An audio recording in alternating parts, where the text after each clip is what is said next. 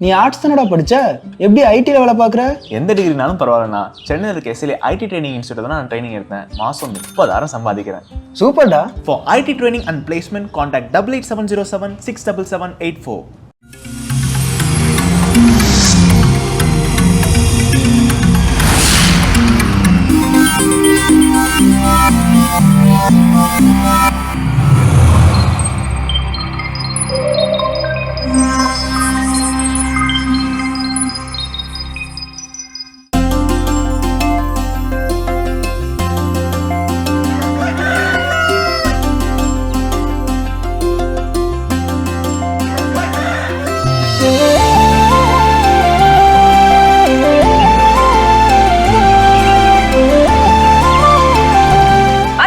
அனைவருக்கும் எங்களது இனிய காலை வணக்கம்.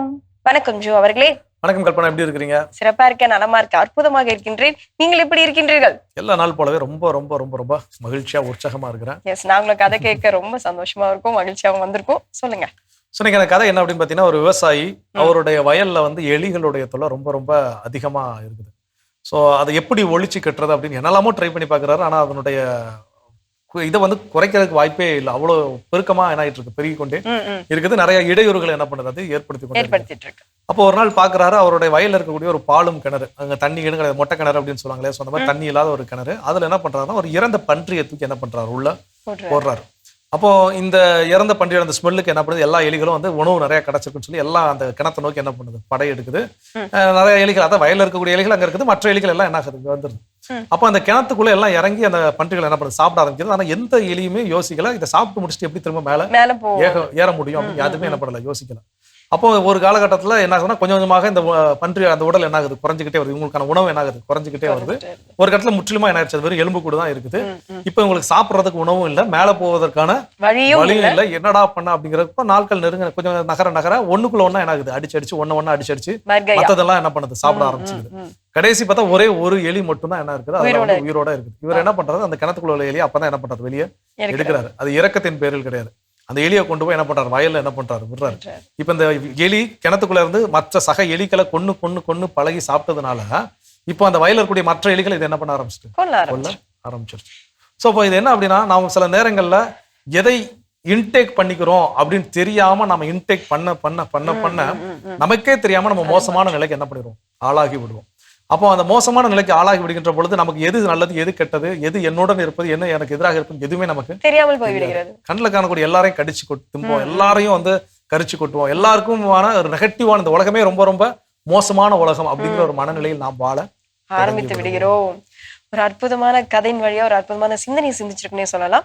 இந்த சிந்தனையோடவே இந்த நாளை நம்ம ஆரம்பிக்கலாம். இப்ப ஆலை தரிசனம் பார்க்கலாம்.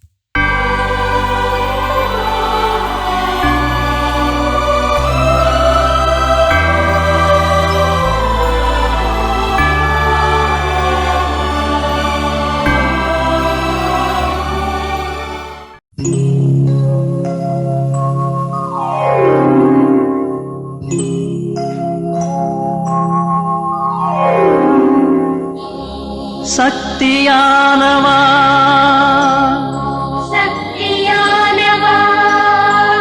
ஜீவநாயகா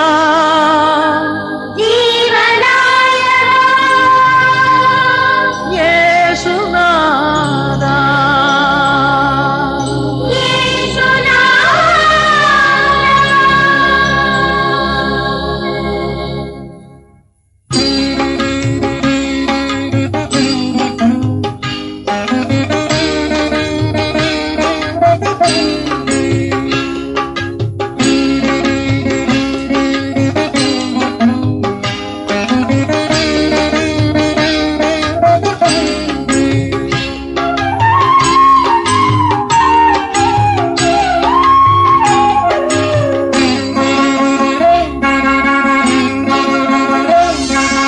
சக்தியானவா ஜீவநாயகா அன்பாலே வாழும் தேவா. சக்தியானவா ஜீவநாயகா அன்பாலே வாழும் தேவா. ஆதி அந்தமாய் அருள் நீதி உண்மையாய் என்றென்றும் வாழும் தேவா.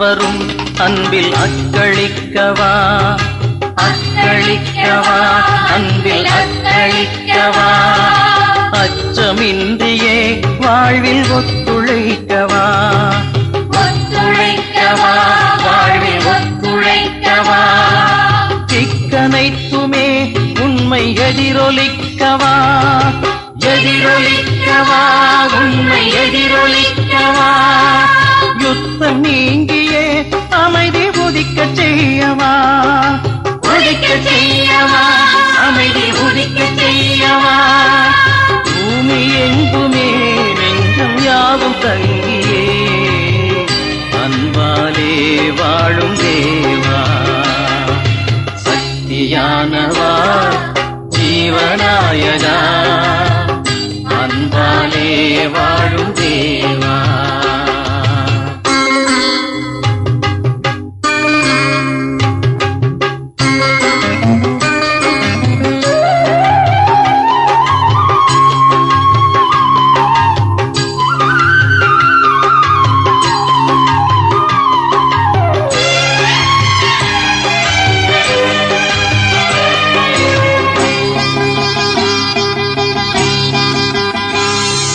வறுமை போக்கியே வளமை மகிழ்வளிக்கவா, மகிழ்வளிக்கவா, வளமை மகிழ்வளிக்கவா, சமத்துவத்திலே மனித மாண்புயர்த்தவா, மாண்புயர்த்தவா, மனித மாண்புயர்த்தவா, ஆணவத்தையே வென்று பணிவையாக்கவா, பணிவையாக்கவா, வென்று பணிவையாக்கவா, காட்சி கொண்டவர் உள்ளம் ஊக்கமூட்டவா, ஊக்கமூட்டவா, உள்ளம் ஊக்கமூட்டவா, நீதி நேர்மையில் எம்மை நாளும் ஆளவே அன்பாலே வாழும் தேவா, சக்தியானவா, ஜீவநாயகா, அன்பாலே வாழும் தேவா, ஆதி அந்தமாய் அருள் நீதி உண்மையாய் என்றென்றும் வாழும் தேவா, சக்தியானவா, ஜீவநாயகா, அன்பாலே வாழும் தேவா. சிறப்பான ஆலய தரிசனம் நம்ம பார்த்துட்டோம் ஜோ. எஸ், இன்றைய நாள் ஒரு அற்புதமான நாள். நல்ல சிந்தனைகளை சிந்திக்கும் பொழுது நல்ல செயல்கள் மாறும். நல்ல செயல்களாக நம்ம மாறும் பொழுது நம்மளுடைய வாழ்க்கை நல்லதாகவே அமையும் இல்லையா? ஸோ நம்மளுடைய எதிர்காலமும் அப்படிப்பட்டதாகவே அமையும். அப்படிப்பட்ட அந்த நற்சிந்தனையை இன்றைய நாள் நம்ம என்ன விதைக்க போகிறோம்? ஸோ இன்னைக்கான சிந்தனை என்ன அப்படின்னு பார்த்தீங்கன்னா, இன்னைக்கு வந்து நேஷனல் ரீடிங் டே, தேசிய வாசிக்கக்கூடிய ஒரு நாள். வாசிப்பு அப்படின்னாலும் எல்லாரும் தெரியும், புக் ரீடிங்கா இருக்கலாம், இல்லை ஏதோ ஒரு சில விஷயங்கள், எழுத்துக்களை வாசிக்கிறது வந்து அவ்வளோ அற்புதமான ஒரு விஷயம். நம்ம லைஃப்ல வந்து மிகப்பெரிய நல்ல நல்ல மாற்றங்கள் என்ன பண்ணாது வந்து கொண்டு வரும் அப்படிங்கிறதால நமக்கு தெரியும். பல நேரங்கள் இதை குறித்து நம்மளும் பேசியிருக்கிறோம். வாசிப்பதனால் ஏற்படக்கூடிய நன்மைகள், புத்தக வாசிப்பினால் என்னென்ன நன்மைகள் நமக்கு கிடைக்கும், என்னென்ன மாற்றங்கள் நமக்குள்ள நிகழும் அப்படின்னு பேசியிருக்கிறோம். ஸோ இன்னைக்கு நாள் என்ன அப்படின்னா, இந்த புத்தகம் எல்லா புத்தகங்களுமே நல்ல புத்தகங்களா, எல்லா புத்தகங்களுமே நமக்கு நற்சிந்தனைகளை கொடுக்குமான்னு கேட்டா, எல்லாமே வந்து அந்த உலகத்துல நல்லது கெட்டதுன்னு இருக்கிற மாதிரி அதுலயும் இருக்கத்தான் செய்கிறது. ஸோ அப்போ இன்னைக்கு நாம எந்த மாதிரியான இந்த கதையில கேட்ட மாதிரி எதை நம்ம இன்டேக் பண்ணிக்கிறோமோ அதுவாகத்தான் நாம போகிறோம். ஸோ எதை உள்ளே எடுத்துக்கொள்கிறோமோ, எதை உட்கொள்கிறோமோ அதுதான் நமக்குள்ள இருந்து வெளியும் வரும். அதுவாகத்தான் நாமளும் என்ன பண்ணுவோம், மாறிடுவோம். அப்போ இன்னைக்கு என்ன மாதிரியான புக்ஸை படிச்சா என்ன மாதிரியான மாற்றங்கள் நமக்கு நிகழும்? அப்போ அதுல முதல் விஷயம், என்ன மாதிரியான இம்பாக்ட் வந்து எனக்குள்ள கிரியேட் பண்ணுவோம், பர்சனல் டெவலப்மெண்ட் கண்டென்ட். அப்போ ஒரு சுய ஆளுமை வளர்ச்சி சம்பந்தப்பட்ட புத்தகங்களை நான் படிக்கின்ற பொழுது அப்போ எனக்குள்ள ஏற்படக்கூடிய மாற்றங்கள், எனக்குள்ள ஏற்படக்கூடிய இம்பாக்ட் என்னவா இருக்குன்னு பாத்தீங்கன்னா, நல்ல எனக்கு டெசிஷன் மேக்கிங் ரொம்ப போரா இருக்குது, எனக்கு என்ன முடிவு எடுக்கணும்னு எனக்கு என்ன பண்றது தெரியறது இல்லை அப்படிங்கிறவங்களா அந்த பர்சனல் டெவலப்மெண்ட் கண்டென்ட் இருக்கக்கூடிய புத்தகங்களை நம்ம படிக்கின்ற பொழுது நம்மளே மேம்படுத்திக் கொள்ள முடியும். நம்மால் எப்படி முடிவுகளை எடுக்க வேண்டும், டெசிஷன் டேக்கிங் ஸ்கில்ஸ் அப்படிங்கிறது நம்ம அதை இன்டேக் பண்ண இது வந்து நமக்கு வந்து இதை பிராக்டிஸ் பண்ணணும், அதை செய்யணும் அப்படிலாம் விஷயமே கிடையாது. நீங்க இன்டேக் பண்ணி ஒரு டைம் உள்ள உட்கொண்டாலே போதும். அது அந்த சூழல் அமைகின்ற பொழுது அதுவாகவே வெளிவந்து அத்தகைய முடிவுகளை எடுப்பதற்கு நமக்கு என்ன ஆகும், வழிவகுக்கும். இதெல்லாம் ப்ராக்டிகலா ஒரு ட்ரையல் பண்ணி பார்க்கணும். அப்புறம் தான் நமக்கு வந்து இது ப்ராக்டிகலா வருங்கிற பேச்சுக்கே இடம் கிடையாது. இன்டேக் பண்ணாலே கண்டிப்பா நான் சொன்ன மாதிரி நல்ல சிந்தனைகளை சிந்திக்கும் போது அது நல்ல செயல்களாக மாறும் இல்லையா? இன்னும் என்னென்ன நம்ம இம்பாக்ட் வந்து எடுத்துக்க போறோம் அப்படின்றத தொடர்ந்து பேசலாம். பார்த்த பகுதி பார்க்கலாம்.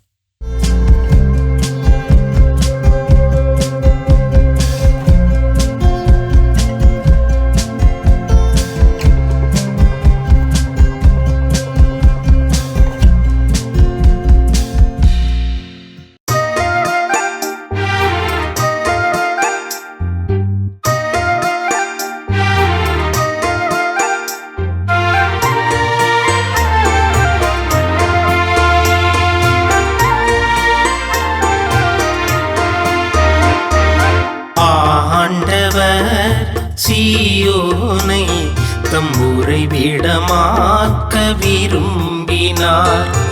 ஆண்டவர் சீயோனை தம் உறைவிடமாக்க விரும்பினார்.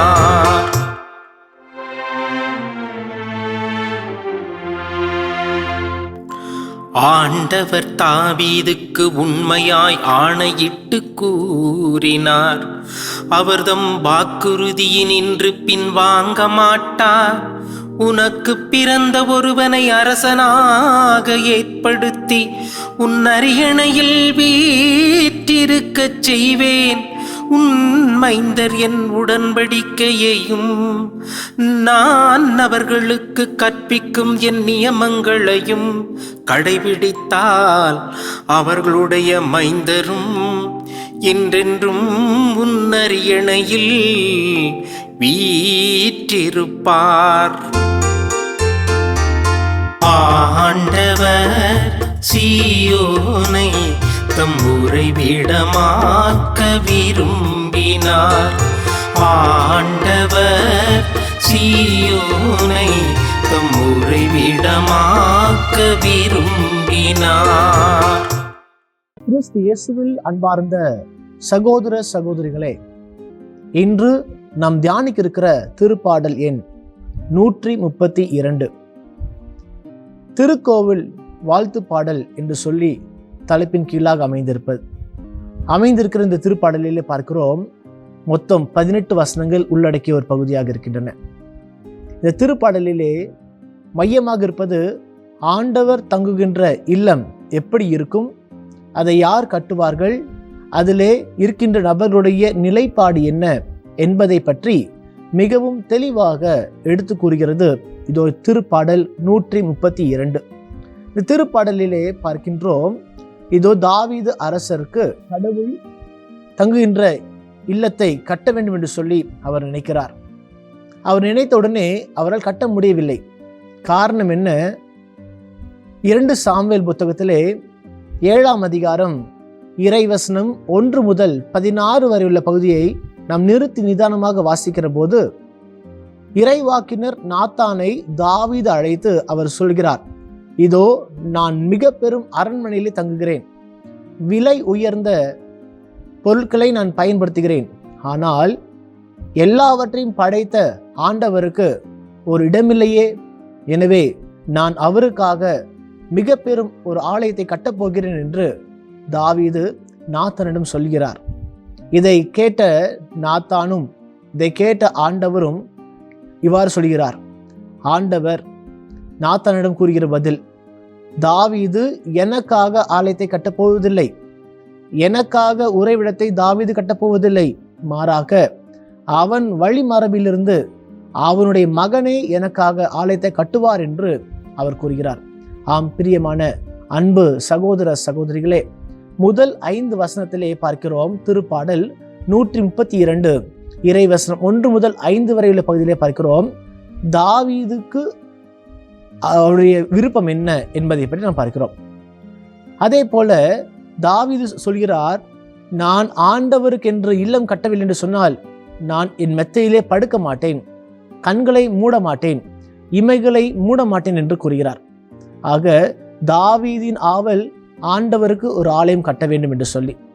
2ஆம் பகுதியிலே 6 முதல் 8 வரை உள்ள பகுதி இவ்வாறு சொல்லப்படுகிறது, இதோ ஆண்டவருடைய உறைவிடம், ஆண்டவருடைய பேழை, ஆண்டவருடைய உடன்படிக்கை பேழை சீயோனில் இருப்பதை அவர்கள் கண்டவுடனே அவர்கள் அனைவரும் அமைதியாக இல்லை, மாறாக ஓடி சென்று ஆண்டவரின் திருப்பேழைக்கு முன்பாக தாழ்ந்து பணிந்து ஆண்டவருக்கு வணக்கம் செலுத்தினார்கள், ஆண்டவரை ஆராதித்தார்கள்.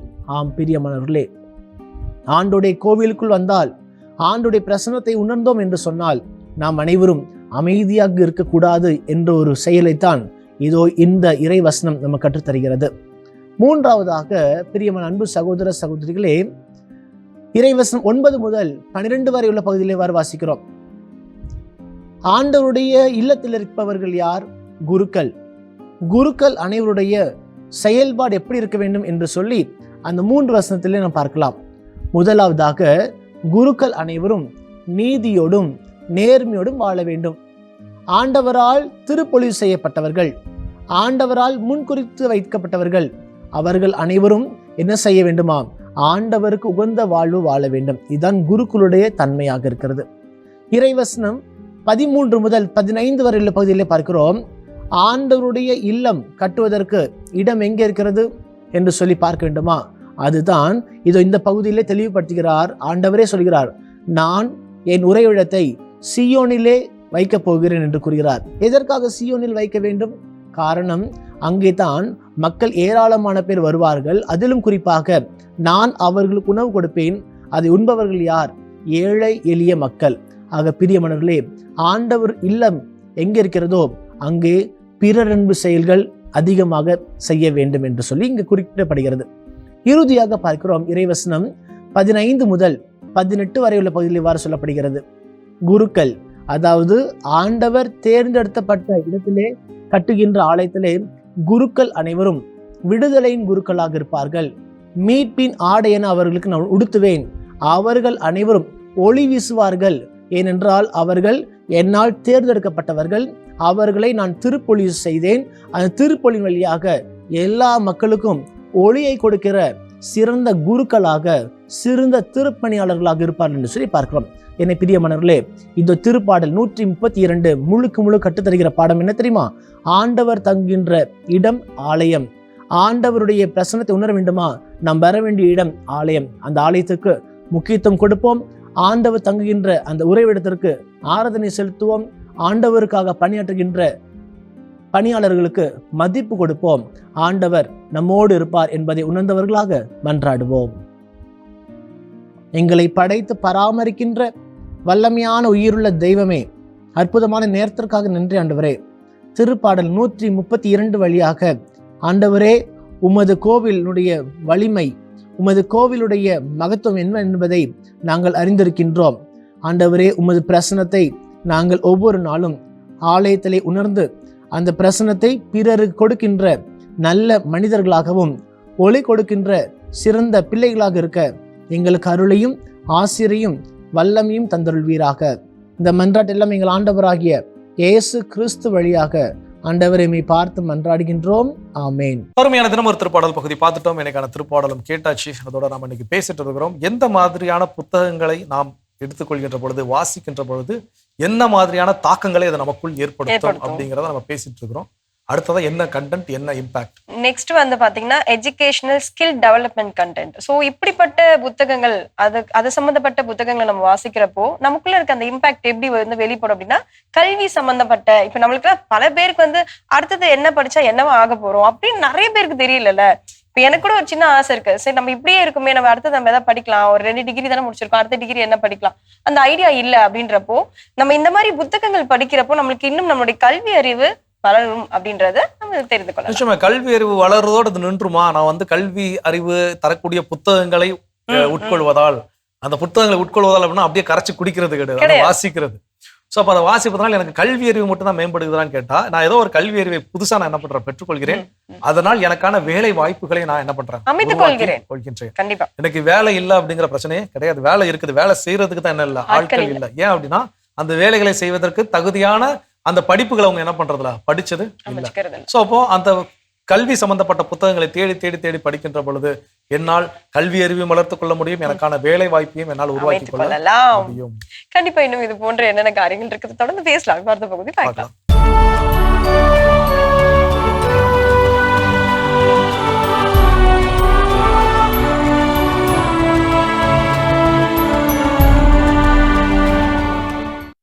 ஜூன் 19 புனித ரோமுவால்ட்.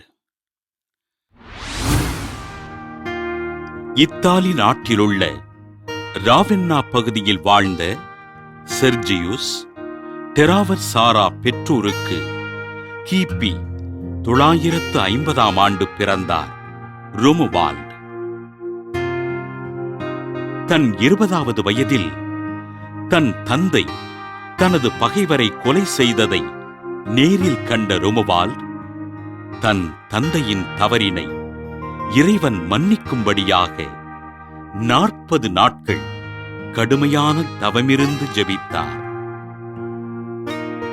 தன் வாழ்வினை இறைவனுக்கு அர்ப்பணித்து துறவியாக வாழ விரும்பிய ரோமுவால்ட் புனித அப்பொல்லினாரேயின் துறவு மடத்தில் சேர்ந்து துறவற வாழ்வினை மேற்கொண்டார். புனித அப்பொல்லினாரேயின் துறவு மடத்தின் விதிமுறைகள் தன் துறவற வாழ்விற்கு பலம் சேர்க்காததினை உணர்ந்த ரோமுவால்ட் வெனிஸ் நகருக்கு சென்று மாரினுஸ் என்ற துறவியின் வழிகாட்டுதலின்படி தன் துறவற வாழ்வினை அமைத்துக் கொண்டார். வெனிஸ் நகர மக்களுக்கு ஆண்டவரின் நற்செய்தியினை அறிவித்து அந்நகரத் தலைவர் ஒர்செலோவினையும் மக்களையும் மனம் திரும்பச் செய்த ரோமுவால்ட் தன் குருவான மாரினுசுடன் இணைந்து புதிய துறவு மடத்தினை கட்டி எழுப்பினார். ரோமுவால்டின் புனிதமிக்க வாழ்வினைக் கண்ட அவரின் தந்தை செர்ஜியுஸ் துறவியாக வாழ விருப்பம் தெரிவிக்க தன் தந்தையின் துறவற வாழ்விற்கு தேவையான ஆன்மீக விளக்கங்களை கூறி தன் தந்தைக்கு வழிகாட்டினார். 30 ஆண்டுகள் இத்தாலி நாடு முழுவதும் நற்செய்தி அறிவித்து பல துறவு மடங்களை கட்டி எழுப்பிய ரோமுவால்ட் 1027ஆம் ஆண்டு ஜூன் 19ஆம் நாள் இறைவனடி சேர்ந்தார். ரோமுவால்டின் கல்லறையில் ஜெபித்த மக்களுக்கு பல்வேறு புதுமைகள் நடைபெற திருத்தந்தை 13ஆம் கிரகோரியார் கிபி 1582ஆம் ஆண்டு ரோமுவால்டை புனிதராக உயர்த்தினார். புனித ரோமுவால்ட் திருவிழாவினை கொண்டாடுகின்ற நாம் நமது பெற்றோருக்காகவும் அவர்கள் செய்த பாவங்களை இறைவன் மன்னிக்கும்படியாகவும் ஜெபிப்போம். சிறப்பான இன்றைய புனிதர் பகுதி நம்ம பார்த்துட்டோம். அடுத்ததான் நம்ம என்ன இன்டேக் எடுத்துக்க போறோம், என்ன இம்பாக்ட வந்து நம்ம மாற்றிக்கொள்ள போகிறோம், உருவாக்க போறோம் அப்படின்றத என்ன மாதிரி ஒரு புத்தகங்கள் படிக்கலாம், என்ன மாதிரி டெவலப்மெண்ட் நமக்குள்ள வரணும். ஸோ அடுத்த சிலருக்கு அந்த பயோகிராபிக்ஸ் படிக்கிறது ரொம்ப ரொம்ப பிடிக்கும். பயோகிராபிக்ஸ் மீன்ஸ் யாரோ ஒருத்தரை பத்தின வரலாறா இருக்கலாம், இல்லை அவங்கள பத்தி எழுதுனா சுயசரிதையாகவும் இருக்கலாம். ஸோ இப்போ இது எல்லாம் என்ன மாற்றத்தை நமக்குள்ள, என்ன தாக்கத்தை நமக்குள்ள ஏற்படுத்தும் அப்படின்னா, ஒரு மனிதருடைய வாழ்க்கை வரலாறு என்ன பண்றோம் தெரிஞ்சுக்கிறேன். இப்போ கர்ம வீரர் காமராஜர் குறித்து நிறைய புத்தகங்கள், நிறைய படங்கள்லாம் நிறைய என்ன இருக்குது, வெளிவந்திருக்குது. அப்போ அவருடைய வாழ்க்கையில் நடந்த நிகழ்வுகளை நம்ம படிக்கின்ற பொழுது ஒரு குறிப்பிட்ட நிகழ்வு என்ன அப்படின்னா, அவர் வந்து ஊரை கிராஸ் பண்ணி வேற எங்கேயோ ஊருக்கு போறப்ப விருதுநகரை கிராஸ் பண்ணி போகணும். சரி, இங்கே தானே அம்மா இருக்கிறா, பார்த்துட்டு போகணும்னு சொல்லி வீட்டுக்கு எங்கேயோ போற மனுஷன் அங்கே வரணும் தேவையில்லை, அம்மாவை பார்க்க வந்துட்டு இருக்காரு. வீட்டுக்குள்ள பார்த்தா வீட்டுக்குள்ள ஒரு குழாய் போயிடுச்சு, தண்ணி வந்துட்டு இருக்கு. அப்ப தண்ணிக்குள்ள வீட்டுல இருக்கணும்னா இந்த குழாய் எப்படி வந்துச்சு, நீ பஞ்சாயத்துக்கு எழுதி போட்டியா, வேணும்னு எதுவும் கேட்டியா, இல்ல காசு கட்டினியா, எல்லா கேள்வியும் அம்மா. யாராவது ஒரு மனுஷன் அப்படியா சிஎம்மா இருக்கிற இப்படி வீட்டுல வந்து கேட்பாரு ஒரு மனுஷன், அவங்க வீட்டுல அது அம்மா இத்தனை வயசான அம்மா வேற. அப்ப கூப்பிட்டு யாரு அவ அம்மா சொல்லி, நான் யாருக்கும் காசு கொடுக்கலப்பா, யாருக்கும் எழுதி போடலப்பா, அந்த மாதிரி பஞ்சாயத்துல இருந்து வந்தாங்க, வந்து ஏதோ செஞ்சாங்க, பார்த்தாங்க, கொடுத்தாங்க. அப்ப யார் போட்டா, கூப்பிட்டு எதுக்கியா போட்ட, அது அம்மா வந்து பாவம் கஷ்டப்பட்டு, ஏன்டா இந்த ஊர்ல எங்க அம்மா மட்டும் தான் இருக்குதா, ஏன் மத்த அம்மா இல்லையா, 1/2 மணி நேரத்துல பைக்கு புடிங்கி போடல பாத்துக்கோன்னு சொல்லி புடிங்கி போட வச்ச மனுஷன். அவர் எங்கேயோ போக வேண்டிய ஆளு, வீட்டுக்கு வர வேண்டிய தேவையே இல்லை. சரி, சும்மா சாப்பிட போலான்னு வந்தது குத்தம், வீட்டுல இருந்த பைப் என்ன. சோ அப்போ ஒரு பொறுப்புல இருக்கிறவங்க எப்படி இருக்க வேண்டும், அந்த விஷயத்தை அங்க இருந்து நம்ம கற்றுக்கணும். அப்போ ஒவ்வொரு பயோகிராஃபி படிக்கிறப்போ நமக்குள்ள நான் ஏன் இப்படி இருக்கக்கூடாது, நான் ஏன் இப்ப நிறைய புனிதருடைய வரலாறு எல்லாம் எடுத்து பார்த்தோம் அப்படின்னா, இன்னைக்கு நாம அதுல கொஞ்சமாச்சும் நம்ம அதை முயற்சி பண்ணி வாழ்றதெல்லாம் ஒரு வாழ்க்கை இல்லைன்னு தோணும். அந்த மாதிரி அப்போ அந்த மாற்றத்தை, அந்த தாக்கத்தை எனக்குள்ள என்ன பண்ணும், இவரை போல நான் வாழ வேண்டும் அப்படிங்கிற தாக்கத்தை இந்த மாதிரியான பயோகிராபிக்ஸ் படிக்கிறப்ப நமக்கு கிடைக்கும். இந்த மாதிரி நிறைய புத்தகங்கள் நம்ம படிக்கிறப்போ நிறைய இன்டேக் எடுத்துக்கலாம் அப்படின்றத நம்ம இன்னும் தொடர்ந்து பேசலாம். இப்ப அடுத்த பகுதி பார்க்கலாம்.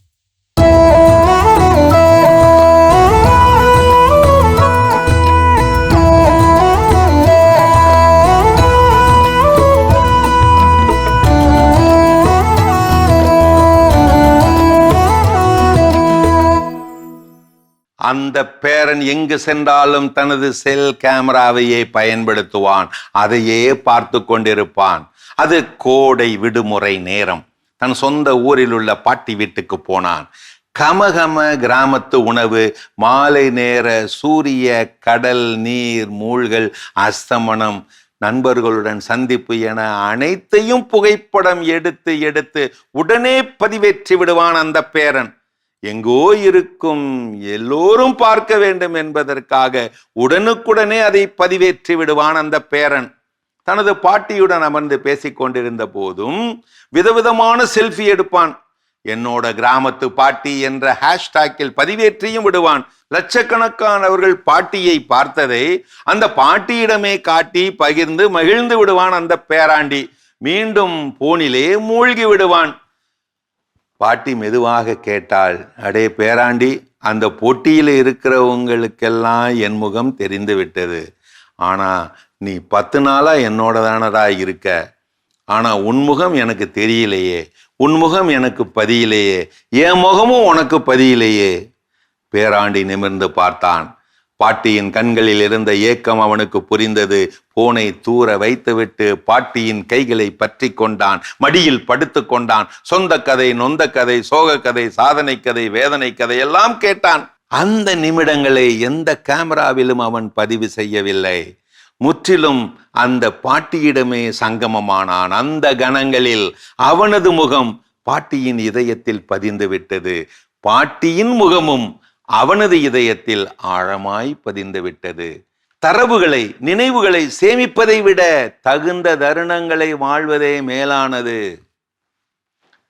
அந்த மிக்கேல்பாளையங்கிற கிராமத்துல அறிவு சுடர் என்கின்ற நூலகம் மிகவும் பிரபல்யம். அங்குள்ள கணினியில் AI தாத்தா என்ற ஒரு மென்பொருள் இருந்தது. மாணவர்கள் எதை கேட்டாலும் அடுத்த நொடியிலே பதில் சொல்லிவிடும் அந்த மென்பொருள் கணினி. ஒருமுறை சிறுவன் ஒருவன் அதனிடம் போனான். கேட்டான், தாத்தா, வெற்றி பெற குறுக்கு வழி ஏதாவது இருக்கிறதா? அந்த திரை சிறிது நேரம் மினுமினுத்தது. பிறகு பதிலை கொட்டி விட்டது. தரவுகள் உனக்கு தகவல்களை தரலாம், ஆனால் அனுபவம் மட்டுமே உனக்கு அறிவை தரும். நான் ஒரு நொடியில் 10,000 புத்தகங்களை படிப்பேன், ஆனால் என்னால் ஒரு பூவின் வாசனையை உணர முடியாது, நுகர முடியாது. ஒரு நண்பனின் அழுகையை துடைக்க கூட முடியாது. வெற்றி பெற குறுக்கு வழி என்னவென்று தேடுகிறாய், என்னிடம் கேட்கின்றாய். நீ தேடுவது எனது உள்ளடக்கத்தில் இல்லை. அந்த வெற்றி குறுக்கு வழியில் இல்லை, நேர்வழியில் மட்டுமே இருக்கிறது. நீ தேடும் அந்த வெற்றி உனது செயலில் தான் இருக்கிறது. போய் உன் தாத்தாவிடம் அதை கேள். அந்த சிறுவன் அன்று முதல் கூகுளிடம் கேட்பதை விட்டுவிட்டு தன் தாத்தாவிடம் போனான். கதைகள் கேட்பதையும் சுயமாக சிந்தித்து செயல்படும் யுக்திகளையும் கேட்டு உள்வாங்குவதை வழக்கமாகி கொண்டான். அன்று முதல் அந்த தாத்தாவே முகிலன் பெற்ற வெற்றிகளுக்கு அல்காரித தாத்தாவானார். அல்காரித ஞானமும் ஆனார். ஆம், செயற்கை நுண்ணறிவு என்பது மூளைக்கான உதவி மட்டுமே. அது ஒருபோதும் ஆன்ம ஞான உதவியை தந்து விடாது. AI அல்காரிதத்திற்கு தெரிந்ததெல்லாம் உன் ஹிஸ்டரி மட்டும்தான்.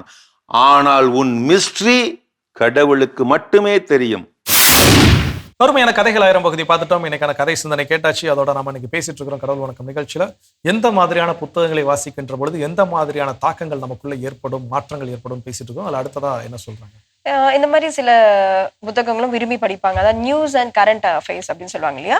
ஸோ அதாவது இப்போ நம்மளை சுற்றி நடக்கக்கூடிய நிகழ்வுகள், என்னென்ன நியூஸ் நடந்துட்டு இருக்கு, என்னென்ன செய்திகள் போயிட்டு இருக்கு, நம்ம உலகம் தெரியாத மனுஷன் யானி அப்படின்னு சொல்லிட்டு நம்ம சொல்லிட்டு போவோம் இல்லையா? காரணம் என்ன அப்படின்னா, உலகத்துல என்ன நடக்குது, சமூகத்துல என்ன நடந்துட்டு இருக்கு அப்படின்றத தெரியாமையே, அந்த அப்டேட் இல்லாமையே பல காரியங்களை குறித்து நம்மளே சில கருத்து கணிப்பை வந்து சொல்லிட்டு போறோம். அந்த மாதிரி இல்லாமல் இந்த மாதிரி வகையான சில புத்தகங்கள் எடுத்து படிக்கும் பொழுது நமக்கான ஒரு தெளிவு கிடைக்கும் பொழுது அதை நாம் தெளிவாக எடுத்து சொல்வோம் மற்றவர்களுக்கு. கண்டிப்பா இந்த நியூஸ் அண்ட் கரண்ட் அஃபேர்ஸ் இன்னைக்கு இருக்கக்கூடிய சொல்ல யார் படிக்கிறாங்கன்னு பாத்தீங்கன்னா, போட்டித் தேர்வுக்கு தயாராகிறவங்க மட்டும் தான் என்ன பண்றாங்க, டெய்லி நியூஸ் பேப்பர் தேடி தேடி. இந்த UPSC எக்ஸாமினேஷன் எழுதுறவங்க பெரும்பாலும் அதை அதிகமா படிக்கிறாங்க. UPSC இருக்கலாம், TNPSC இருக்கலாம், ஏதோ ஒரு, அதாவது போட்டித் தேர்வுகளுக்கு தயாராகக்கூடிய எல்லாருமே இந்த கரண்ட் அஃபேர்ஸை பத்தி படிக்க. ஏன்னா அதுல கொஸ்டின்ஸ் கேட்பாங்க. அதனால ஆனா இன்னைக்கு நாள்தோறும் செய்தித்தாள் வாசிக்கக்கூடிய பழக்கம் இன்னைக்கு எத்தனை பேர்கிட்ட இருக்குது தெரியல. இன்னைக்கு நியூஸ் கேட்கிறோம், வைக்கிறோம், எல்லாம் ஓகே. ஆனா அந்த செய்தித்தாள்கள் வாசிக்கின்ற பொழுது அது நம்ம வாசிப்பட இந்த மொழி நடையும் மேம்படும். ஏதோ ஒரு விஷயத்த சில நேரங்கள் சில நியூஸ் பேப்பர்ஸ்லாம் ஏதாவது ஒரு யாராவது கொலை செய்யப்பட்ட செய்தியை வந்து வாசிக்கிறோம்னா அதை பார்த்தா பக்கத்துல இருந்தே பார்த்த மாதிரி என்ன பண்ணிருப்பாங்கன்னா எழுதிருப்பாங்க. ஸோ இப்போ அந்த எழுத்து நடை இதெல்லாம் நமக்கு என்ன பண்ணும், மேம்பட வைக்கும். சுற்றி என்ன நடக்குது, என் ஊர்ல என்ன நடக்குது, என் வீட்டை சுத்தி என்ன நடக்குது எல்லாம் தெரிஞ்சுக்கிறதுக்கு வாய்ப்பாக அமையும். ஸோ அப்படிப்பட்ட அறிவை நான் பெற்றுக்கொள்ள வேண்டும். ஆனால் நியூஸ் அண்ட் கரண்ட் அஃபேர்ஸ் படிக்கிறது ரொம்ப ரொம்ப நல்லது. இன்னும் இது போன்ற சிறந்த புத்தகங்கள் படிப்போம். என்னன்றதை தொடர்ந்து பேசலாம். அதுக்கு முன்னாடி ஒரு சின்ன பிரேக் போயிட்டு கண்டிப்பா.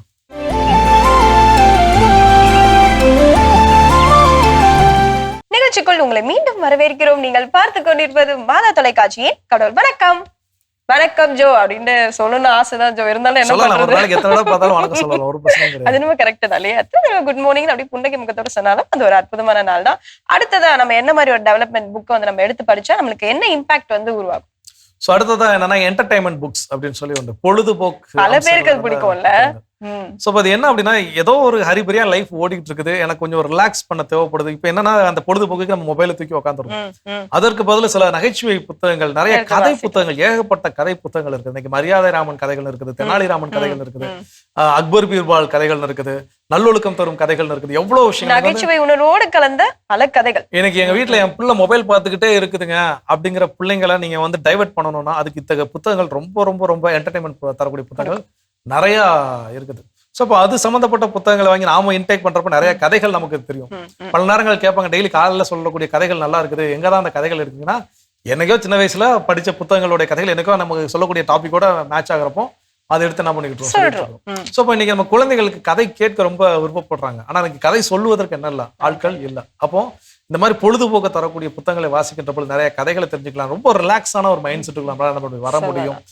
ஹரிபரியா ஓடிட்டு இருக்கக்கூடிய ஒரு வேர்ல்டுல ஒரு சின்ன பாஸ் எடுத்து நம்மை நாமளே மெதுவாக்கி கொள்ள, நம்மை நாமளே மெதுவாக பயணிப்பதற்கு, நம்மை நாமளே நின்று ரசிப்பதற்கு இந்த மாதிரியான பொழுதுபோக்கு சம்பந்தப்பட்ட கண்டிப்பா நீங்க சொன்ன மாதிரி ஃபர்ஸ்ட் நம்ம வந்து இங்க ஒரு ஸ்டெப் எடுக்கணும். as a parents என்ன அப்படின்னா, பிள்ளைங்களுக்கு நம்ம இதெல்லாம் வாங்கி கொடுக்கணும், இந்த மாதிரி புத்தகங்கள் அப்படி சொல்றேன்ல. ஃபர்ஸ்ட் பெத்தவங்க நம்ம என்ன பண்ணணும் அப்படின்னா, இந்த மாதிரி புத்தகங்களை வாங்கி படிக்க ஆரம்பிக்கணும். அப்பதான் அவங்க நம்மளை பார்த்து அந்த செயலை செய்ய ஆரம்பிப்பாங்க. செய்வோம், தொடர்ந்து பேசலாம். அடுத்த பகுதி பார்க்கலாம்.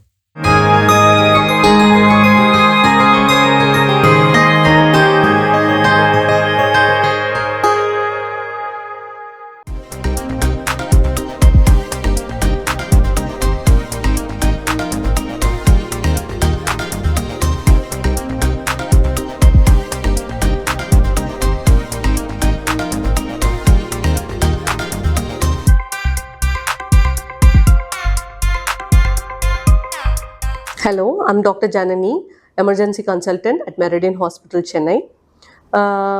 நம்ம டெய்லி லைஃப்பில் சில பேர் திடீர்னு மைக் போட்டு விழுவாங்க. எதனால் மைக் போட்டு விழுறாங்கன்னு கேட்டால், சாப்பாடு சரியாக சாப்பிடல, டயர்டாக இருக்கும் அப்படின்லாம் சொல்லுவாங்க. பட் இது வந்து ஒரு சீரியஸ் சிம்டமா இல்லை வார்னிங் சிம்டமான்றதை we have to identify. ஒரு வாட்டி விழுறது வந்து இட் இஸ் ஹார்ம்லெஸ். பட் ஒரு பேஷண்ட் வந்து ரிப்பீட்டடாக விழுறாங்க, மயக்கம் போட்டு விழுறாங்க அப்படின்னா அது வந்து ஒரு வார்னிங், அண்டர்லைங் சீரியஸ் மெடிக்கல் கண்டிஷனோட ஒரு வார்னிங் சைனாக இருக்கலாம். பாடி வந்து நம்மளுக்கு அந்த மாதிரி எக்ஸ்பிளைன் பண்ணுறதா அதை புரிஞ்சுக்கணும். ஸோ இன்றைக்கி நம்ம இந்த வீடியோவில் we will discuss what is fainting. ஃபெயிண்டிங்னா என்ன, எப்போ அதை வந்து டேஞ்சரஸாக நம்ம எடுத்துக்கணும், அது வந்து நம்ம பாடி நம்மளுக்கு சொல்கிற ஒரு சைனாக நம்ம எப்போ எடுத்துக்கணும், அப்போது நம்ம உடனே எமர்ஜென்சியை நோக்கி ஓடணுன்றதை பற்றி இந்த வீடியோவில் we will discuss. So first thing, what is fainting. ஃபெயிண்டிங்னா என்ன? ஃபெயிண்டிங்ன்றது வந்து மெடிக்கல் டெர்மினாலஜியில் பார்த்தீங்கன்னா சின்கோப்புன்னு சொல்லுவோம். அப்படின்னா என்னென்னா, ஒரு டிரான்சியன்ட் லாஸ் ஆஃப் கான்ஷியஸ்னஸ், அதாவது மூளைக்கு போகிற ரத்த ஓட்டம் ஒரு டெம்பரரியாக ஸ்டாப் ஆகும்போது இல்லை பிளாக் ஆகும்போது we call it as a syncope, transient loss of consciousness. இது வந்து எவ்வளோ நேரம் இருக்குன்னா ஒரு ஃபியூ செகண்ட்ஸ் தான் இருக்கும். அகெயின் அந்த பேஷண்ட் வந்து அவங்களோட சென்சோரியம் திருப்பி வந்துடும். ஸோ இதை வந்து நம்ம ஒரு வார்னிங் சைனாகவே எடுத்துக்கணும். ஸோ காமனாக எதுனால இந்த மாதிரி வரலாம் அப்படின்னா, சம்டைம்ஸ் ஒரு லோ பிபி, சம் பேஷண்ட்ஸ்லாம் நீங்கள் பார்த்தீங்கன்னா ரொம்ப லோ பிபியாகவே அவங்களுக்கு இருக்கும், டக்குன்னு மைக் போட்டு விழுந்துருவாங்க. இல்லை வந்து சரியாக சாப்பிட்ருக்க மாட்டாங்க, ஆன்டிடயபெட்டிக் மெடிசின்ஸ் போட்டிருப்பாங்க, மாத்திரை மாத்திரை போட்டுட்டு சாப்பாடு ஒழுங்காக சாப்பிடாமல் இருந்திருப்பாங்க, ஹைப்போகிளைஸ்மியா போயிருப்பாங்க, அதனால கூட மயக்கம் விழலாம். இதெல்லாம் காமன் காசஸ். சம்டைம்ஸ் ரொம்ப டீஹைட்ரேட்டடாக இருப்பாங்க, 2-3 வாட்டி லூஸ் மோஷன் போகும், பிபி ரொம்ப ட்ராப் ஆகும். அந்த மாதிரி டைமில் மாதிரி மயக்கம் வர்றது வந்து காமன், இதனால தான் வருது அப்படின்றது அர்த்தம். சம்டைம்ஸ் எமோஷனல், சில டைம் பார்த்தீங்கன்னா யார் கூடயாவது பேசும்போது ஏதாவது ஒரு திடீர்னு ஒரு ஸ்ட்ரெஸ்ஃபுல் ஈவெண்ட்டை பற்றி டிஸ்கஸ் பண்ணும்போது கூட சில பேர் மயங்கி விழுவாங்க. ஸோ இதெல்லாம் காமன் காசஸ். ஸோ அப்போ எப்போ வந்து இதை நம்ம டேஞ்சரஸாக திங்க் பண்ணோம் அப்படின்னா, what are all the dangerous causes. Dangerous காசஸ்னால் என்னென்னா, எய்தர் ஒரு ஹார்ட் அட்டாக், ஒரு ஸ்ட்ரோக், இல்லைனா உள்ள இன்டர்னல் ப்ளீடிங், இதெல்லாம் வந்து டேஞ்சரஸ் சைன்ஸ். இந்த மாதிரியெல்லாம் இருக்கான்னா it is a warning sign. So எப்போ அது வந்து ரொம்ப டேஞ்சரஸாக நம்ம அதை எடுத்துக்கணும் அப்படின்னா, ஒருவேளை இதே பேஷண்ட் இந்த ஃபெயிண்ட் ஆகுறாங்க இல்லையா, அவங்களுக்கு ஹெட்ஏக்கு இல்லை ஒரு செஸ்ட் பெயின், நல்ல இருதய வலி இருக்குது, வேர்த்து கொட்டுது, அந்த டைமில் படப்படப்பு இருக்குது, அந்த டைமில் மைக் போட்டு விழுறாங்க, இது கூட வந்து ஃபிட்ஸ் மாதிரி ஏதாவது வருது, ரிப்பீட்டடாக அவங்களுக்கு அந்த ஃபெயிண்டிங் வந்துக்கிட்டே இருக்குது, இப்போ விழுறதுனால ஏதாவது அடிப்படுது, அதாவது ஃபெயிண்ட் ஆகி விழும்போது ஏதாவது அடிப்படுது அப்படின்றப்போ we have to take it as a danger sign. இதெல்லாம் வந்து இப்போ நான் சொன்னேன் இல்லையா இந்த சிம்டம்ஸ், செஸ்ட் பெயின், பால்பிட்டேஷன்ஸ், ஷீஷஸ்னா ஃபிட்ஸ், இதெல்லாம் வந்து நம்ம வந்து we will take it as a red ஃப்ளாக்ஸாக எடுத்துக்கணும். ஸோ அந்த மாதிரி இருக்கும்போது we have to rush to the emergency department. So இதெல்லாம் வந்து dangerous signs and symptoms. So இந்த மாதிரி வந்தவங்க ஃபெயிண்டிங் வந்தவங்களுக்கு what we have to do அப்படின்னு நீங்கள் கேட்டிங்கன்னா, வாட் we can do ன்னா, இப்போ ஃபெயிண்ட் ஆகி ஒரு பர்சன் வந்து கீழே விழுறாங்க அப்படின்னா நீங்கள் உடனே என்ன பண்ணலான்னா, அவங்கள நல்ல ஃப்ளாட்டாக படுக்க வச்சிடணும். ஃப்ளாட்டாக படுக்க வச்சுட்டு காலை மட்டும் எலிவேட் பண்ணணும். காலை எலிவேட் பண்ணுங்கள். ஏதாவது டைட் ஃபிட்டிங் க்ளோத்ஸ் போட்டிருந்தாங்கன்னா கொஞ்சம் லூசன் பண்ணி விடலாம். என்ஷூர் அங்கே வந்து நல்ல ஃப்ரீ ஏர் வர மாதிரி ஒரு பிளேஸில் நம்ம போட்டிருந்தோம்னா இட் இஸ் பெட்டர். அவங்க அந்த மாதிரி இருக்கும்போது சரியா மூச்சு இழுத்து விடுறாங்களா, கான்ஷியஸாக இருக்காங்களான்னு ஒரு வாட்டி தட்டி பார்த்துக்கலாம். ஸோ இதெல்லாம் பண்ணலாம். இந்த மாதிரி பண்ணும்போது தயவு செய்து டோன்ட் ஃபோர்ஸ் வாட்டரோ, அதாவது மயங்கி விழும்போது வாட்டரை வந்து ரொம்ப கம்பல் பண்ணி கொடுத்துடக்கூடாது. இந்த மாதிரிலாம் கொடுக்கும்போது ஆஸ்பிரேஷன் சொல்லுவாங்க, தேவையில்லாமல் புறக்கேறி இன்னும் ஃபர்தர் காம்ப்ளிகேஷன்ஸில் கொண்டு போய் விட்டுடும். ஸோ இதெல்லாம் வந்து டூஸ் அண்ட் டோன்ட்ஸ், இந்த மாதிரி ஃபெயிண்டிங் வர பேஷண்ட்ஸுக்கு நம்ம என்ன பண்ணணுன்றது. நெக்ஸ்ட் விஷயம் பார்த்தீங்கன்னா, கேன் வி அவாய்ட் இட், இந்த மாதிரி ஃபெயிண்ட் வரதை அவாய்ட் பண்ணலாமா அப்படின்னு கேட்டால் கண்டிப்பாக முடியும். எப்படி அவாய்ட் பண்ணலான்னா, நல்ல ஹைட்ரேட்டடாக இருங்க, ஸ்டே ஹைட்ரேட்டட். அதுக்கப்புறம் செகண்ட் விஷயம் வந்து மீல்ஸை ஸ்கிப் பண்ணுறதை அவாய்ட் பண்ணிக்கோங்க. டயபெட்டிக் பேஷண்ட்ஸ் அப்படின்னா டயபெட்டிக் மெடிசன்ஸ் எல்லாம் ரெகுலராக போடுங்க, ரெகுலர் ஹெல்த் செக்அப்ஸ் பண்ணுங்கள். இந்த மாதிரியெல்லாம் பண்ணுறது மூலமாக நீங்கள் வந்து டெஃபினட்டாக அந்த எபிசோட்ஸை வந்து ப்ரிவென்ட் பண்ண முடியும். ஒன் மோர் திங் இஸ், இந்த ஃபெயிண்டிங் எல்லாம் வந்து ஒரு எபிசோட் வந்து it is harmless as I said earlier. But ஆனால் அந்த எபிசோட் வந்து can be a warning sign. அது வந்து உடம்பு வந்து உங்களுக்கு சொல்கிற ஒரு வார்னிங் சைனாக கூட இருக்கலாம். ஸோ அந்த மாதிரி இருக்கும்போது டிலே பண்ணாமல் you just rush to the emergency department. At Meridian Hospital, we provide 24/7 emergency cover. We identify patients and treat patients promptly. So stay hydrated, stay healthy, and warning signs இருந்ததுன்னா உடனே ஹாஸ்பிட்டலுக்கு வந்துடுங்க. Thanks for watching. அருமையான நலம் தரும் நேரம் பகுதி பார்த்துட்டோம். இன்னைக்கான ஆலோசனையும் கேட்டாச்சு. அதோட நம்ம இன்னைக்கு பேசிட்டு இருக்கிறோம், எந்த மாதிரியான புத்தகங்களை நாம் வாசிப்பதால் எந்த மாதிரியான மாற்றங்கள், தாக்கங்கள் நமக்குள் ஏற்படுகிறது அப்படிங்கிறத பேசிட்டு இருக்கோம். அதில் அடுத்தது என்ன சொல்றோம்? கண்டிப்பா, அதாவது இந்த மாதிரி டெவலப்மெண்ட் புக் எடுத்து நம்ம படிக்கிறப்போ இதுக்காக தான் நம்ம ஓடிட்டு இருக்கோம். இப்படிப்பட்ட புத்தகங்களை படிக்கிறப்போ இதை எவ்வளவு எளிதாக நம்ம ஈட்டிக் கொள்ளலாம் அப்படின்றதையும் நம்மளால தெரிந்து கொள்ள முடியும். என்ன அப்படின்னு பாத்தீங்கன்னா, இந்த ஃபினான்ஷியல் அண்ட் வெல்த் டெவலப்மெண்ட், அந்த கண்டென்ட். ஸோ அந்த மாதிரி புத்தகங்கள் வகை வந்து நம்ம எடுத்து படிக்கிறப்போ நிதி சார்ந்த நம்ம வந்து எப்படி மேனேஜ்மெண்ட் பண்ணலாம், அது நம்ம வந்து ஒரு ஃபேமிலில இருந்தே அதை தொடங்கலாமே.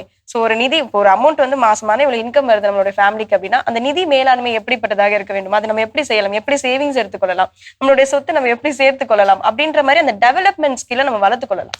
Business financial type of books அப்படின்னு சொன்ன உடனே இது வந்து இந்த 12th 11th படிக்கிற மாதிரி பிசினஸ் மேக்ஸ் மேத்தமெட்டிக்கல் கண்டென்ட் எல்லாம் இருக்கும் அப்படின்னா அப்படிலாம் கிடையவே கிடையாது.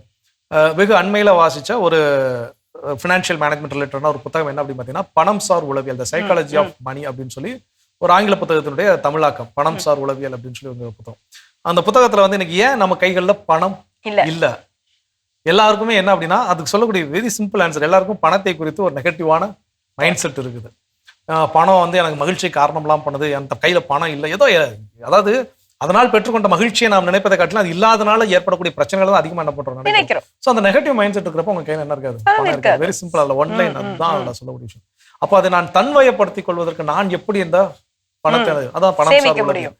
ஸோ அப்போ இது வந்து பிராக்டிக்கலா சில விஷயங்கள், உளவியல் ரீதியெல்லா சில விஷயங்கள், இப்படி நிறைய புத்தகங்கள் என்ன பண்ணுது. அப்போ அதை நாம் வாசிக்க எங்க எப்படி செலவு பண்ணணும், இந்த இடத்துல எப்படி நான் என்னோட சில நேரங்கள் என்ன அப்படின்னா, எல்லாருக்கும் இந்த வாங்கி குவிக்கக்கூடிய கலாச்சாரம் அப்படின்னு ஒன்று இருக்கும். காசு இருந்துச்சுன்னா பார்த்த உடனே என்ன பண்ணிடணும், உடனே வாங்கிடணும். அப்ப அதுக்கு சில ரூல்ஸ் எல்லாம் என்ன பண்ணிருக்காங்க, சில புத்தகங்கள்ல சொல்லிருக்காங்க. நீங்க உங்களுக்கு வாங்கணும் அப்படின்னு கையும் காலம் பரபரன்னு இருக்குன்னா ஒரு 5 minute ரூல்ஸ் என்ன பண்ணுங்க, ஃபாலோ பண்ணுங்க. அந்த 5 minutes அமைதியா இருந்து எதை பத்தியும் யோசிக்காதீங்க. அந்த 5 நிமிஷம் கழிச்சு உங்களுக்கு அதை வாங்கணும்னு ஒரு இருந்துச்சுன்னா அதுக்கப்புறம் என்ன பண்ணுங்க, ப்ரொசீட் பண்ணுங்க. அப்படிப்பட்ட ரூல்ஸ். இன்னும் சில நேரங்கள்ல எது தேவை, எது அத்தியாவசியம், அதாவது அத்தியாவசியங்கிறது கண்டிப்பா வேணும், தேவைங்கிறது இப்ப இன்னைக்கு தேவையா இருக்கும், இல்ல நாளைக்கு கூட அதை பயன்படுத்திக்கலாம். சோ அப்படி ஒரு இதை என்ன பண்ணுங்க, பிரிச்சு பாருங்க. இப்படி நிறைய ஆலோசனைகள் கொடுக்கக்கூடிய புத்தகங்கள் இருக்குது. அப்ப அதை நாம் வாசிக்கின்ற பொழுது இந்த பொருளாதாரத்துல மணி மேனேஜ்மெண்ட் அப்படிங்கறது நம்மளால என்ன பண்ண கற்றுக்கொள்ள முடியும், கற்றுக்கொண்டதை வாழ்வாக்கவும் கண்டிப்பா. அதாவது கண்ணை கட்டி காட்டுல விட்ட கதையா தான் இப்ப இருக்க சமுதாயத்துல நம்ம வாழ்ந்துட்டு இருக்கோம். இந்த மாதிரி புத்தகங்களை படிக்கும் பொழுது நம்மளுடைய கண்கள் திறக்கப்படும் அப்படின்றத படிக்கலாம். தொடர்ந்து பேசலாம். படுத்த பகுதி பார்க்கலாம்.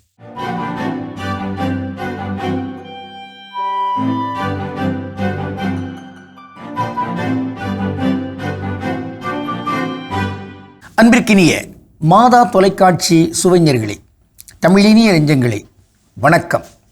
திரிகடுகத்தில் இணைந்திருக்கும் உங்கள் ஒவ்வொருவருக்கும் நன்றியின் வாழ்த்துகள். இன்று நாம் திரிகடுகம் எண் 43 நுழைகிறோம். உண்மையான உயர்வு நிலை. வாயின் அடங்குதல் துப்புரவாம், மாசற்ற செய்கை அடங்குதல் திப்பியமாம், பொய்யின்றி நெஞ்சம் அடங்குதல் வீடாகும், இம்மூன்றும் வஞ்சத்தின் தீர்ந்த பொருள். திரிகடுகம் 43. வஞ்சகத்தன்மையினின்று நீங்கிய பொருட்கள் இம்மூன்றும். தீய வழிகளில் செல்லாமை, குற்றமற்ற செயல்களை செய்தல், இவ்விரண்டோடு பொய் இல்லாமை. இந்த மூன்றும் உயரிய நெறிகள் என்று இங்கு சொல்லப்பட்டிருக்கின்றன. ஆக முதலில் நாம் இங்கு அந்த செல்கை, அது தவறான இடங்களுக்கு செல்லாத ஒரு தன்மையாக இருக்க வேண்டும். முன்னர் ஒரு செய்யுளை நாம் படித்திருக்கிறோம். ஓதாமல் ஒரு நாளும் இருக்க வேண்டா அப்படிங்கிற அந்த செய்யுளில் வரும், போகாத இடந்தனிலே செல்ல வேண்டா, போக வேண்டா. இந்த வழி அது போகக்கூடாத வழி என்றால் போகக்கூடாது, அதிலே கட்டுப்பாடு என்பதெல்லாம் இருக்கிறது. கண் போன போக்கிலே கால் போகக்கூடாது, அதற்கென்று கட்டுப்பாடு வேண்டும் என்பதுதான். நாம் அறிந்திருக்கின்றோம், நம்முடைய மாந்தர்களோடு இணைந்து வாழ்கின்ற அந்த உயிரினங்கள், அவற்றை கால்நடைகள் என்று நாம் சொல்லுகிறோம்.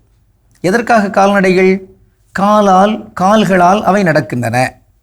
மாந்தர்களும் கால்களால் நடக்கின்றார்கள், ஆனாலும் அவர்களுக்கு கால்நடை என்கிற பெயரில்லை. காரணம், அவர்கள் கால்களால் மட்டுமல்ல, இன்னும் பலவற்றால் நடக்கிறார்கள். தங்களுடைய நாவால், பார்வையால், எண்ணத்தால், எழுத்தால் என்கின்ற அந்த வகையெல்லாம் நாம் அறிந்திருக்கின்றோம். ஆக எனவே இத்தகைய வகையில் நம்முடைய நடைகள் பல இருக்கின்றன. எனவே நாம் கால்நடை என்பதல்ல. அப்படி என்றால் இங்கு கண் போன போக்கிலே கால் போய்விடக்கூடாது, அந்த வகையில் தான் மனம் போன போக்கிலே எதுவும் அப்படி நடந்துவிடக்கூடாது. மாறாக எல்லாமே கட்டுப்பாட்டு தன்மை வேண்டும். அதில் ஒன்றுதான் நாவடக்கம். எதையும் சொல்லலாம், எந்த இடத்திலும் சொல்லலாம் என்பதாக இருந்துவிட முடியாது. வள்ளுவர் ஒரு அருமையான குறளை இங்கு பதிவு செய்கிறார், தெரிந்தவங்களாம் சேர்ந்தே சொல்லலாம். யாகாவார் ஆயினும் நாகாக்க காவாக்கால் சோகாப்பர் சொல்லிழுக்கப்பட்டு. ஆக சோ என்பது ஒரு பெரிய துன்பம், சிறைக்கு ஈடான ஒரு துன்பம். அப்படிப்பட்ட துன்பத்தை அடைவாங்க யாரு? நாவை சரியாக காக்கவில்லை என்றால். நாவு ஒரு சிறிய பொறிதான், சிறிய கருவிதான், ஆனால் அது ஒரு பெரிய தீப்பொறி போன்றது. அந்த நாவினால், அந்த நா சொல்கிற சொல்லினால் உயர்வும் வரும், தாழ்வும் வரும். அந்த வகையில்தான் இனிய சொற்கள் இருக்கின்ற அந்த தன்மையில் எதற்கு நாம் இன்னாத சொற்களை சொல்ல வேண்டும் என்கின்ற கேள்விகள் எல்லாம் இங்கு எழுகின்றன. எனவே இங்கு அடங்குதல் வேண்டும். எவையெல்லாம் அடங்க வேண்டும்? நாவு, அது அடங்க வேண்டும். இந்த மெய், உடலில் இருக்கின்ற உறுப்புகள், அவை அடங்க வேண்டும். இவற்றோடு நம் மனம், அது அடங்க வேண்டும். எல்லாவற்றையுமே கட்டுப்பாட்டுக்குள் வைத்திருக்கின்ற பொழுது அது துப்புரவு தன்மையில் உயர்ந்து நிற்கின்ற தூய்மையான கருவிகளாக அமைகின்றன. ஆக இங்கு பல வகையான திசைகள், வழிகள், போக்குகள் இருக்கின்றன. இவற்றில் நாம் மிக நேர்த்தியான தன்மையில் வாழ்க்கையை அமைத்துக் கொள்வதற்கு கடவுளுடைய அருள் துணையும் இறைஞ்ச வேண்டி இருக்கிறது. அது கட்டாய தேவையாகவும் நமக்கு புலப்படுகிறது.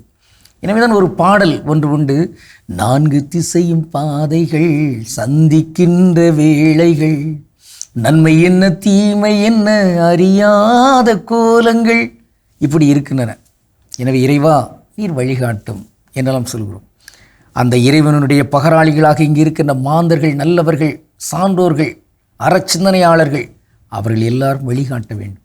அந்த வழிகளுக்கு இங்கு எல்லாருமே இணங்கி அவர்களோடு இணைந்து பயணிப்பதற்கான அந்த நெஞ்சுறுதி, அந்த தூய்மைத்தன்மை வேண்டும். இன்று நாம் பார்க்கின்ற ஒரு தனித்தமிழ் சொல் துப்புரவு. முன்னால் துப்புரவு தொழிலாளர்கள் என்று சொல்வாங்க, இப்போது தூய்மை தொழிலாளர்கள் என்று சொல்கிறாங்க. ரெண்டுமே தமிழ் தான். துப்புரவு துப்புரவு என்பதை நாம் தூய்மை என்றும் சொல்கிறோம். அதே வேளையில் அழுக்கின்மை, கரையின்மை, மாசின்மை, அப்படிப்பட்ட ஒரு தன்மை எல்லாமே துப்புரவு என்று சொல்கிறோம்.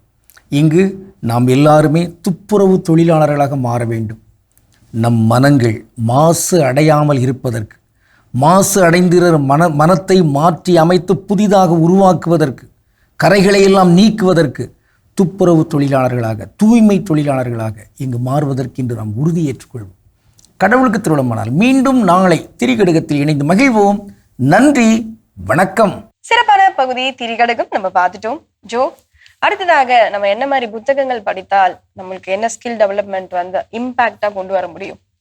ஸோ அடுத்ததா இதுவரைக்கும் நம்ம பார்த்த புத்தகங்கள் எல்லாமே நல்ல நல்ல புத்தகங்கள், நல்ல கருத்துக்களை கொடுக்கக்கூடியது. அதனால நல்ல நல்ல இம்பாக்ட்ஸ் நமக்கு என்ன பண்ணும். ஆனா எனக்கு நெகட்டிவான புத்தகங்களும் இருக்கதான் செய்யுது. எதிர்மறையான சிந்தனைகளை விதைக்கக்கூடிய புத்தகங்கள். இந்த எதிர்மறையான சிந்தனைகள் அப்படிங்கிறப்போ அதுல எதனாலும் நீங்க என்ன பண்ணலாம் இருக்கலாம். ஒரு வெறுப்பு அரசியலாக இருக்கலாம், இல்ல ஒரு மதம் சார்ந்த வெறுப்புகளை விதைக்கக்கூடிய விஷயங்களாக இருக்கலாம், இல்ல எனக்கு பாலியல் ரீதியிலான புத்தகங்களாக இருக்கலாம், எதுவானாலும் இருக்கலாம். அந்த மாதிரியான இந்த நெகட்டிவ் கண்டென்ட் எனக்கு வந்து ஒரு சிற்றின்பு ஆசை அப்படிங்கிற மாதிரி அந்த குறிப்பிட்ட நேரத்துக்கு எனக்கு என்ன பண்ணும் அப்படின்னா ஒரு நல்ல குட் ஃபீல் என்ன பண்ணும் கொடுக்கும்.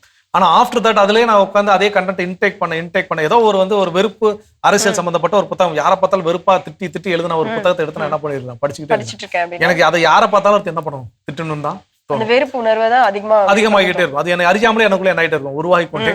அப்போ நம்ம எதை இன்டேக் பண்றோங்கிறது ரொம்ப ரொம்ப முக்கியம். அப்போ வெறுப்பு சம்பந்தமான புத்தகங்கள், நெகட்டிவிட்டியை விதைக்கக்கூடிய புத்தகங்கள், டாக்ஸிக்கான புத்தகங்கள். அப்போ சில புத்தகங்கள் வாசிக்கும் போதே தெரிஞ்சிடும், ஒரு 2-3 பக்கம் வாசிக்கும் போது ரைட் இது வேலைக்கு ஆகாதுப்பா, நம்மளுடைய வாழ்க்கைக்கு இது உதவாது அப்படின்றது தெரிஞ்சிடும். சோ அப்போ அந்த புத்தகங்கள் சிலர் என்ன பண்ணுவாங்க அப்படின்னா அத்தகைய புத்தகங்களிலும் என்ன சொல்லப்பட்டிருக்கிறது என்பதை தெரிந்து பகுத்துணரக்கூடிய ஒரு நல்ல ஒரு மெச்சூர்டான மனிதர்கள், மறைக்கப்பட்ட சில உண்மைகளும் அதுல இருக்கு அப்படின்றத தெரியப்படுத்தும். அது மறைக்கப்பட்ட உண்மைகளை காட்டிலும் இந்த புக்கு எனக்கு எந்த ஒரு வாழ்க்கையில எந்த ஒரு ஆதாயத்தையும் என்ன பண்ண போறது கிடையாது. ஆனா அதை குறித்து நான் பேசணும்னா அதுல என்ன சொல்லியிருக்குங்கிறத நான் என்ன பண்ணணும், தெரிஞ்சிருக்க வேண்டும். அதை நான் தெரிந்து கொண்டு எனக்கு தேவையான எடுத்துட்டு தேவையில்லாத கசடுல பிரிச்சு பார்க்கக்கூடிய ஒரு ஆற்றல் எனக்குள்ள இருந்துச்சுன்னா இத்தகைய புத்தகங்களை என்ன பண்ணலாம், நாம கை வைக்கலாம். இல்ல எனக்கு அப்படி கிடையாது, அதை வாசிச்சேன்னா நான் இன்டேக் பண்ணிக்குவேன், எனக்கு அது பிரச்சனை ஏற்படுத்தினா தயவு செஞ்சு அந்த புத்தகங்கள் பக்கம் போயிடவே கூடாது. சிற்றின்பத்திற்காக நீங்க சொன்ன மாதிரி சிற்றின்பத்திற்காக இந்த புத்தகத்தை வந்து நம்ம வாசிக்க ஆரம்பித்து விட்டால் நம்ம கிட்ட இருக்க ஒட்டுமொத்த இன்பமும் தொலைந்து விடும் அப்படின்றத நம்ம நினைவில் கொள்ள வேண்டும். தொடர்ந்து பேசலாமா? இப்ப அடுத்த பகுதியை பார்க்கலாம்.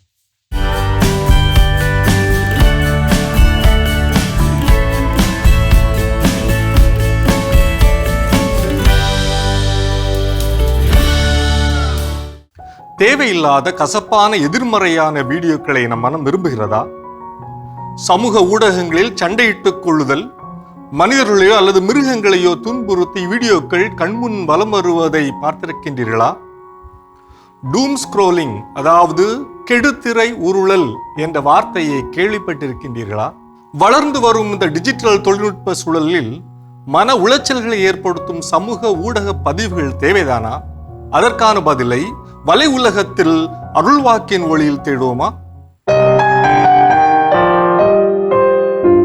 எண்ணிக்கை 13-14 அருள்வாக்கு பகுதி. கானா நாட்டை உளவு பார்க்கும்படி மோசே ஒவ்வொரு குலத்திலிருந்தும் ஒருவரை அனுப்பினார். இவ்வாறு அவர்கள் உளவு பார்த்து வந்த நாட்டை பற்றி தவறான தகவலை இஸ்ராயல் மக்களுக்கு கொண்டு வந்தனர். அவர்கள் கூறியது, உளவு பார்க்கும்படி நாங்கள் சென்றிருந்த நாடு தன் குடிமக்களையே விழுங்குவதாய் இருக்கிறது. அதில் நாங்கள் கண்ட மனிதர் அனைவரும் மிகவும் நெடிய உருவத்தினர். அவர்கள் அரக்கர்களைப் போல் இருக்கின்றார்கள். அவர்கள் பார்வையில் நாங்கள் வெட்டுக்கிளிகள் போன்றிருந்தோம். இவ்வாறு அவர்கள் உளவு பார்த்து வந்த நாட்டை பற்றி தவறான தகவலை இஸ்ராயல் மக்களுக்கு கொண்டு வந்தனர். ஆனால் நாட்டை உளவு பார்த்து வந்தவர்களிடையே இருந்த நூன் மகன் யோசுவாவும் எப்புன்னே மகன் காலேயும் தங்கள் உடைகளை கிழித்து கொண்டு இஸ்ராயேல் கூட்டமைப்பில் உள்ள அனைவரிடமும் கூறியது, உளவு பார்க்கும்படி நாங்கள் கடந்து சென்ற நாடு மிக சிறந்த நாடு. ஆண்டவருக்கு நம்மேல் நல்விருப்பு ஏற்பட்டால் பாலும் தேனும் வழிந்தோடும் இந்த நாட்டினுள் அவர் நம்மை அழைத்து சென்று அதை நமக்கு தருவார் என்றனர். ஒரே நாடு, ஒரே மனிதர்கள், ஆனால் சிலர் எதிர்மறையானவைகளை தேடி பார்த்து வந்து மக்களிடம் தெரிவித்தனர். ஆனால் யோசுவா போன்ற வெகு சிலரே நேர்மறையானவைகளை கண்டு வந்து மக்களுக்கு புது நம்பிக்கையை கொடுத்தனர். இன்றைய டிஜிட்டல் உலகில் எதிர்மறையும் நேர்மறையும் உண்டு. எதை தேடுகிறோம், எதை கண்டெடுக்கிறோம் என்பதில் புலப்படுகிறது நம் ஞானம். அளவுக்கு அதிகமாக மின்னணு திரைகளில் நேரத்தை செலவழித்து அவற்றில் எதிர்மறையான செய்திகளை தேடி கண்டுபிடித்து நுகர்வதை டூம் ஸ்க்ராலிங் அல்லது டூம் சர்ஃபிங் என்கின்றனர். 2020களில் COVID-19 பெரும் தொற்று ஏற்பட்ட நேரத்திலே சமூக ஊடகங்களில் அச்சுறுத்தும் போலி செய்திகள் அதை காண்பவர்களுக்கு மன அழுத்தத்தை ஏற்படுத்தியது. அதே போன்று போர்களினாலும் கலவரங்களினாலும் கூட்ட நெரிசலினாலும் இயற்கை பேரிடரினாலும் பலர் காயமுற்றிருப்பதும் இறந்திருப்பதும் சமூக ஊடகங்களில் அதிகமாக பகிரப்படுகின்றன. இத்தகைய காட்சிகளையும் செய்திகளையும் அதிகமாக திரும்ப திரும்ப நுகரும்போது அது ஒரு மனிதனின் ஆளுமையையும் அன்றாட செயல்பாட்டையும் அதிகமாக பாதிக்கின்றன. எதிர்மறையான செய்திகளுக்கு நடுவே ஊக்கமளிக்கும் கதைகள், அறிவியல் முன்னேற்றங்கள் அல்லது நகைச்சுவையான பதிவுகளையும் பார்க்க பழகுங்கள். போனை எப்பொழுதும் பயன்படுத்துவதற்கு பதில் நடைப்பயிற்சி, உடற்பயிற்சி அல்லது புத்தகங்களை வாசிப்பது போன்ற செயல்களில் ஈடுபடுங்கள். சமூக ஊடகங்களில் கமெண்ட் செக்ஷனில் நடக்கும் தேவையற்ற சண்டைகளில் கலந்து கொள்ளாதீர்கள். அது உங்கள் ஆற்றலை வீணடிக்கும். வாட்ஸ்அப் அல்லது சமூக வலைத்தளங்களில் வரும் பகிரப்படும் அச்சமூட்டும் தகவல்களை, பேனிக் நியூஸ், இவற்றை உடனடியாக நம்பாதீர்கள் மற்றும் மற்றவர்களுக்கும் தயவு செய்து பகிராதீர்கள். நாம் எதனை அதிகமாக நுகர்கிறோமோ அதனை மீண்டும் மீண்டும் நம் கண்முன்பாக கொண்டு வருவது அல்காரிதத்தின் வேலை. எனவே டூம் ஸ்க்ராலிங் போன்ற மனிதனை கட்டுப்படுத்தும் எதிர்மறை செய்திகளிலிருந்து நம்மை பாதுகாத்து கொள்ள வேண்டியது மிகவும் இன்றியமையாதது. விவிலியத்தில் உளவு பார்க்க சென்றவர்களில் பலர் நகரின் தீமைகளையும் அச்சமூட்டுபவற்றையும் பார்த்து நம்பிக்கை இழந்து மக்களையும் நம்பிக்கை இழக்க செய்தனர்.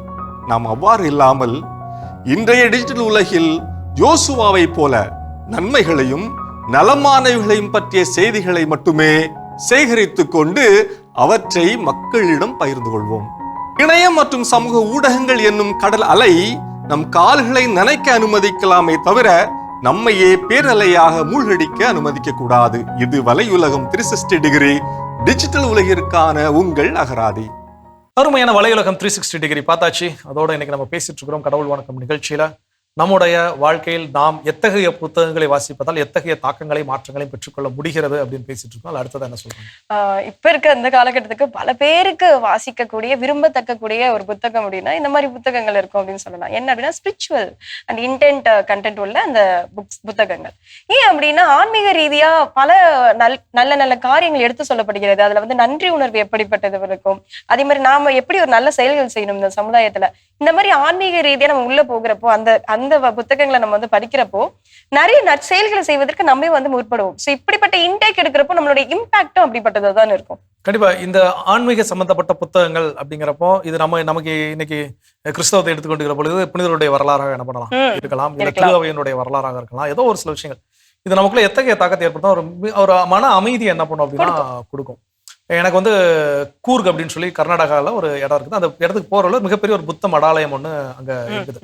ஸோ இப்போ அங்கே ஒரு முறை போவதற்கு வாய்ப்பு கிடைச்சிருந்து போய் அங்கே பார்க்குறப்ப அங்கே ஒரு புக் ஸ்டோர், அந்த புக் ஸ்டோரில் வந்து சில புத்தகங்கள் நம்மளை வந்து திடீர்னு நம்மளை தூண்டும். அது நம்ம வாங்கணும்னு நினைச்சிருக்க மாட்டோம். அப்படி வாங்கின ஒரு புத்தகம் வந்து கம்பேஷன் அப்படின்னு சொல்லி ஒரு புத்தகம். அங்கே இருக்கக்கூடிய தலாயிலாமா அப்படி, அதாவது அந்த தலைமை புத்தத்துறவி என்ன தலாயிலாமா அப்படின்னு சொல்லுவாங்க. ஸோ அவர் எழுதின ஒரு புத்தகம் கம்பேஷன் அப்படின்னு சொல்லி அந்த புத்தகம் வாங்கிட்டு வந்து ரொம்ப நாளா என்ன பண்ணிட்டேன்னா வச்சுட்டேன். எனக்கு ஏதோ வாங்கணும்னு தோணுச்சு, வாங்கிட்டேன்.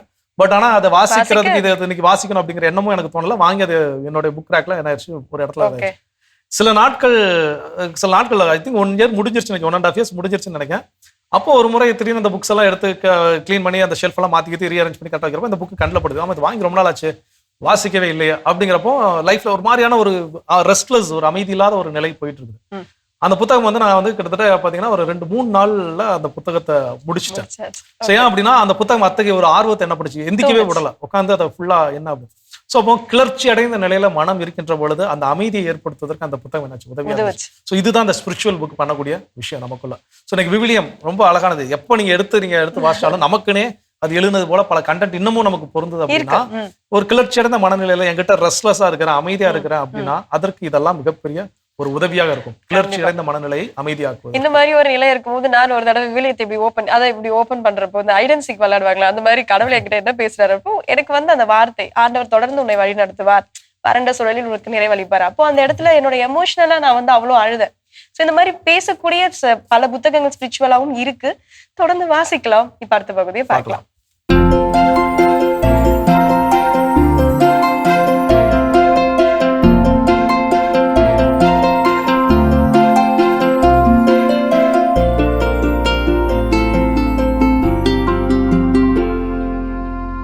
அனைவருக்கும் வணக்கம். இந்த மாம்பழ சீசனை முடிஞ்சதுக்கப்புறம் தமிழ்நாட்டில் இருக்கக்கூடிய பெரும்பாலான இடங்கள்லேருந்து கேட்குற கேள்வி என்னென்னா, நாங்கள் மாமரம் வைக்கணும்னு நினைக்கிறோம், என்ன மாதிரி ரகங்கள் எதிர்காலத்தில் நல்லா இருக்கும் அப்படின்னு கேட்குறாங்க. என்னுடைய செய்தி ஒன்று தான். நாட்டு ரகம் அப்படின்னு சொன்னால் செந்தூர மாம்பழம், அது வந்து எப்போவும் ஒரு நிலையான விலை இருக்குங்க. ஒட்டு மரங்கள் அப்படின்னு சொன்னால் பங்கனப்பள்ளி நல்ல விலை போகுங்க. இந்த 2 தான், வேறு எதுவும் பார்க்காதீங்க. இந்த 2 பொருளை மட்டும் கையில் வைங்க. செந்தூரம் அப்படிங்கிறது நம்ம நாட்டு வகை மரம்.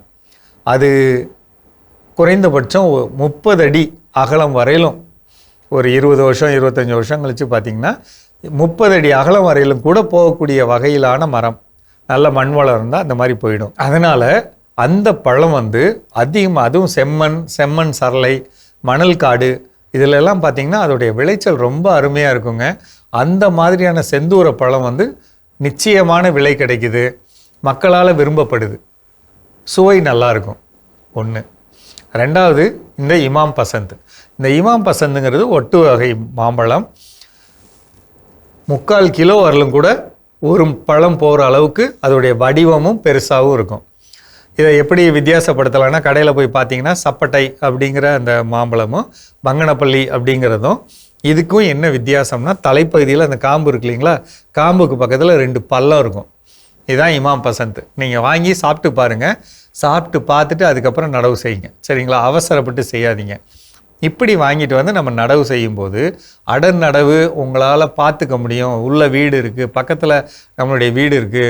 அப்பப்போ வந்து அதை முறைப்படுத்தி நம்ம கொண்டுட்டு வந்துக்க முடியும். முறையான கவாத்து பண்ண முடியும்னா அடர் நடவு போங்க. அடர் நடவு போயிட்டு பின்னாடி வந்து மரங்களை பிச்சை எடுக்கக்கூடாதுங்க. மரத்தோட செலவு அதிகம், பராமரிப்பு செலவு அதிகம். பின்னாடி நல்லா வளர்ந்ததுக்கப்புறம் அதை பிச்சை எடுக்கக்கூடாது. அதனால் அதை பார்த்துக்கங்க. இந்த மரங்களை முறையான இடைவெளியில், இப்போ அந்த செந்தூர மாம்பழம்னா 30 அடிக்கு 30 அடி, இதுவாக இருந்ததுன்னா 22 அடிக்கு 22 அடி அந்த இடைவெளியில் நடுறது எந்த ஊருக்கும் நல்லது, சரிங்களா? இந்த 2 மரங்கள் மட்டும் நீங்கள் கணக்கில் வச்சுக்கோங்க. நீங்கள் எந்த விதமான நர்சரிகளில் வாங்குறதா இருந்தாலும் தரமான நர்சரியா, அவங்க ஏற்கனவே கொடுத்து யாருக்காவது நல்ல விளைச்சல் இருக்கா அப்படிங்கிறத ஆய்வு செஞ்சுட்டு அப்புறம் வாங்குங்க. அவசரப்பட்டு செய்யக்கூடாதுங்க. இன்றைக்கி வந்து மாமரங்கள் பெருகலை அப்படிங்கிற காரணத்தால் நிறைய செடிகள் வச்சுருக்கத நர்சரிக்காரங்க அழித்து வச்சுருக்காங்க. அப்படிங்கிறப்ப ஏதோ மிச்ச மீதி இருக்கிற மாதிரி அமைப்பு இருக்குங்க. அப்படிங்கிறப்ப ரொம்ப கவனமாக நம்ம வாங்கி நடணும். ஏன்னா 25 வருஷம் 30 வருஷம் மரம் அது.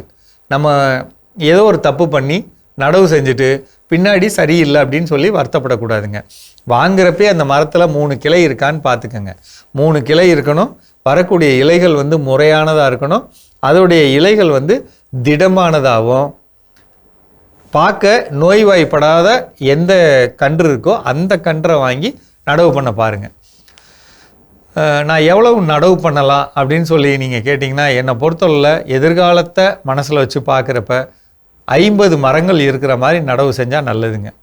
எந்த மாவட்டத்துக்கும் 50 மரம் நடவு செய்யுங்க. அது நம்மளால் பராமரிப்புக்கும் சரி, நம்ம பார்த்துக்கிறதுக்கும் ரொம்ப வசதியாக இருக்கும். அளவுக்கு மீறி எண்ணிக்கையில் மாமரங்களை நட்டுட்டு பராமரிக்க முடியாமல் இருக்கிறதும் தவறு. அதுவும் நம்ம பார்த்துக்கணுங்க. ஏன்னா இந்த பொதுவாக நம்ம இந்த கடந்த 2 பதிவுகளில் நோய் மற்றும் பூச்சி தாக்கத்தை பார்த்தோம். இதெல்லாம் கவனித்து செய்யணும்னா எதிர்காலத்தில் இருக்கக்கூடிய வேலையாள் பற்றாக்குறை, நம்மளுடைய பண வசதி, முறையான பழங்கள் வரணும், அதை விற்பனை பண்ணணும், அதுக்கான விலை இதெல்லாம் மனசில் வச்சு நம்ம ஒரு விஷயத்தை முடிவு பண்ணணும். முடிந்த வரை அதிகமான சீசன் அப்படிங்கிறது வந்து எப்படின்னா மே 15லேருந்து ஜூன் 15 இதுதான் பீக் சீசன்பாங்க. அந்த டைமில் தான் ஸ்கூல் பிள்ளைங்களுக்கு லீவ் விட்டுருக்கோம், அடுத்த ஸ்கூலுக்கு கிளம்புற மாதிரி அமைப்பு இருக்கும். இந்த டைமில் நமக்கு விளைச்சல் வராமல் முன்கூட்டி விளைச்சல் வர்ற மாதிரியும் பின்னாடி விளைச்சல் வர்ற மாதிரி அமைப்பில் நீங்கள் வந்து உங்களுடைய செயல்பாட்டை செய்கிறது நல்லதுங்க. அதுக்கான சின்ன சின்ன தொழில்நுட்பங்கள் இருக்குது. சீக்கிரம் வரணும்னா என்ன செய்யணும், லேட்டாக வரணும்னா என்ன செய்யணுன்ட்டு அது மாதிரி செஞ்சு நம்ம பண்ணுறப்ப கண்டிப்பான லாபம் நமக்கு கிடைக்க வாய்ப்பு இருக்குங்க. தொடர் லாபம் நமக்கு கிடைக்கும். முறையாக பார்த்துக்கிறது அப்படிங்கிறது இந்த மாமரங்களை பொறுத்தவரை பராமரிப்பு தாங்க முக்கியம். வருடத்திற்கு ஒரு தடவை தான் ஈல்டு கிடைக்கும், விளைச்சல் கிடைக்கும். அப்போ அந்த மாதிரி மரத்துக்கு வருடம் ஃபுல்லாக கவனிப்பு, சும்மாவது அதில் எந்த நோய் வராமல் பூச்சி வராமல் சத்துக்களை கொடுத்து பராமரிச்சுக்கிட்டோம்னா மிகச்சிறந்த லாபங்கள் கிடைக்குங்க. மீண்டும் சந்திப்போம். சிறப்பான பகுதி உழவும் உயர்வும் நம்ம பார்த்துட்டோம் ஜோ. அடுத்ததாக நம்ம என்ன மாதிரி புத்தகங்களை வாசிக்க போறோம், அதுல இருந்து நம்மளுக்கு என்ன இம்பாக்ட் வந்து வெளியே வர போகுது? ஸோ அடுத்ததா என்ன அப்படின்னா, இங்க சென்னை வந்த பிறகு ரொம்ப என்ஜாய் பண்ற விஷயம் என்னன்னு பார்த்தீங்கன்னா, இந்த ஜனவரி மாதத்தினுடைய இறுதி, பிப்ரவரி மாதத்தினுடைய தொடக்கம். ஏன் அப்படின்னா, அங்க புத்தக திருவிழா OMC ஹால்ல வந்து ஒவ்வொரு ஆண்டும் நடத்துது. கிட்டத்தட்ட 50 ஆண்டுகளா நடக்குது போல. இங்க வந்த நாட்கள்ல இருந்து போவோம். அப்போ ஒரு முறை நானு, ஃபாதர் அடைக்கலம், ஃபாதர் ஜாக்சன் எல்லாருமே வந்து அந்த புத்தக கண்காட்சி கிட்டத்தட்ட 2-3 டைம் போயிட்டு வந்துட்டோம். அப்போ ஒவ்வொரு டைம் போறப்போ ஃபுல் ரோஸ் எங்களால் முடிக்க முடியாது. ஏதாவது 2 ரோ முடிச்சுட்டு வந்துடும். அப்போ வந்து திடீர்னு என் கண்ணில் பட்ட ஒரு புத்தகம் என்ன அப்படின்னு பாத்தீங்கன்னா, வெளிச்சத்தின் நிறம் கருப்பு அப்படிங்கிற ஒரு புத்தகம். வெளிச்சத்தின் நிறம் கருப்பு பாக்குறப்பே ஒரு வித்தியாசமான ஒரு டைட்டிலா இருக்குது. அப்ப என்ன அப்படின்னு சொல்லி அந்த எப்பவுமே புக்கு பார்த்த உடனே எல்லாம் வாங்குற கிடையாது. அங்க நின்று 2 பக்கத்தை என்ன பண்ணுறது படிச்சுட்டு, ஓகே இது வாங்கலாம், இது நமக்கு ஏதோ நம்மளுடைய டேஸ்ட்டுக்கு இது செட் ஆகும், நமக்கு ஏதோ ஒரு அப்படிங்கிறப்ப அந்த புத்தகத்தை வாங்கிட்டு, அந்த புத்தகத்துடைய கண்டென்ட் எல்லாமே என்னன்னா, இந்த உலகத்துல நடந்த இன்சிடென்ட்ஸ், அதுக்கு நீங்க என்ன பண்ண முடியாது, விளக்கம் சொல்ல முடியாது. அப்படிப்பட்ட இன்சிடென்ட்ஸா தேடி தேடி தேடி அதுல தொகுத்து என்ன பண்ணிருக்காங்க, இந்த நிகழ்வு நடந்துச்சு, இந்த நிகழ்வு எப்படி நடந்துச்சு, நீங்க என்னென்ன ஆங்கிள் என்ன நீங்க கொஸ்டின் கேட்டாலும் அந்த கேள்விக்கான விடை உங்களுக்கு கிடைக்காது. அதுல வந்து செகண்ட் டைம் வந்து அடுத்த புத்தக கண்காட்சி அடுத்த வருஷம் நடக்கிறப்ப போறப்போ தேடி கண்டுபிடிச்சல பார்ட் 2 இருக்குன்னு வேற தெரிஞ்சது. அப்புறம் திரும்ப வந்து பார்ட் 2 என்ன பண்ணுவோம், வெளிச்சத்தின் நிறம் கருப்பு புத்தகத்துல பாகம் 2 வாங்கிட்டு வந்தோம். சோ இப்ப என்ன அப்படின்னா, இந்த மாதிரியான புத்தகங்கள் ஏதோ ஒரு இந்த உலகத்தில் நம்மை சுற்றி நடக்கக்கூடிய நிகழ்வுகள், அதற்கு அறிவியல் பூர்வமாக சில நேரங்கள் காரணம் சொல்லப்படலாம், சொல்லப்பட முடியாமலும் போகலாம். ஆன்மீக ரீதியாக சில காரணங்கள் சொல்லப்பட முடியாமலும் போகலாம். அப்போ இது வாசிச்சு நம்ம வந்து ஒரு பயந்த நிலைக்கு, ஐயோ இப்படிலாம் நடக்குமா, இதெல்லாம் நடக்கும் அப்படின்லாம் நினைச்சிட்டோம் அப்படின்னா நம்ம வீட்டை விட்டு வெளியே என்ன பண்ண மாட்டோம், போகவே மாட்டோம். அப்போ நமக்கு எந்த ஒரு விஷயத்தை புதிய விஷயத்தை செய்யறது கூடாது. ஆனா இந்த புத்தகங்களை படிக்கிற உலகத்தை சுற்றி இப்படிப்பட்ட விஷயங்களும் நடக்கின்றது. அப்ப ஒருவேளை அது நாளைக்கு நான் அத்தகைய சூழலில் மாட்டிக்கொள்கின்ற பொழுது, ஓகே இது நடந்துச்சு, இதுல ஏதாவது ஒரு சில விஷயங்கள் தப்பிப்பதற்கான வழிகள் இருக்கும் அப்படிங்கிற சர்வைவல் ஸ்கில்ஸ் அப்படின்னு நம்ம சொல்றோம் இல்லைங்களா. சோ அந்த மாதிரியான விஷயங்கள் நமக்கே தெரியாம நமக்குள்ள என்ன பண்ணும், உருப்பெற அந்த அச்சத்திலிருந்து அந்த பயத்திலிருந்து வெளியே வருவதற்கும் இந்த மாதிரி புத்தகங்கள் உதவுன்றதை நம்ம தெரிந்து கொள்ளலாம். தொடர்ந்து பேசுவோம். இப்ப அடுத்த பகுதி பார்க்கலாம்.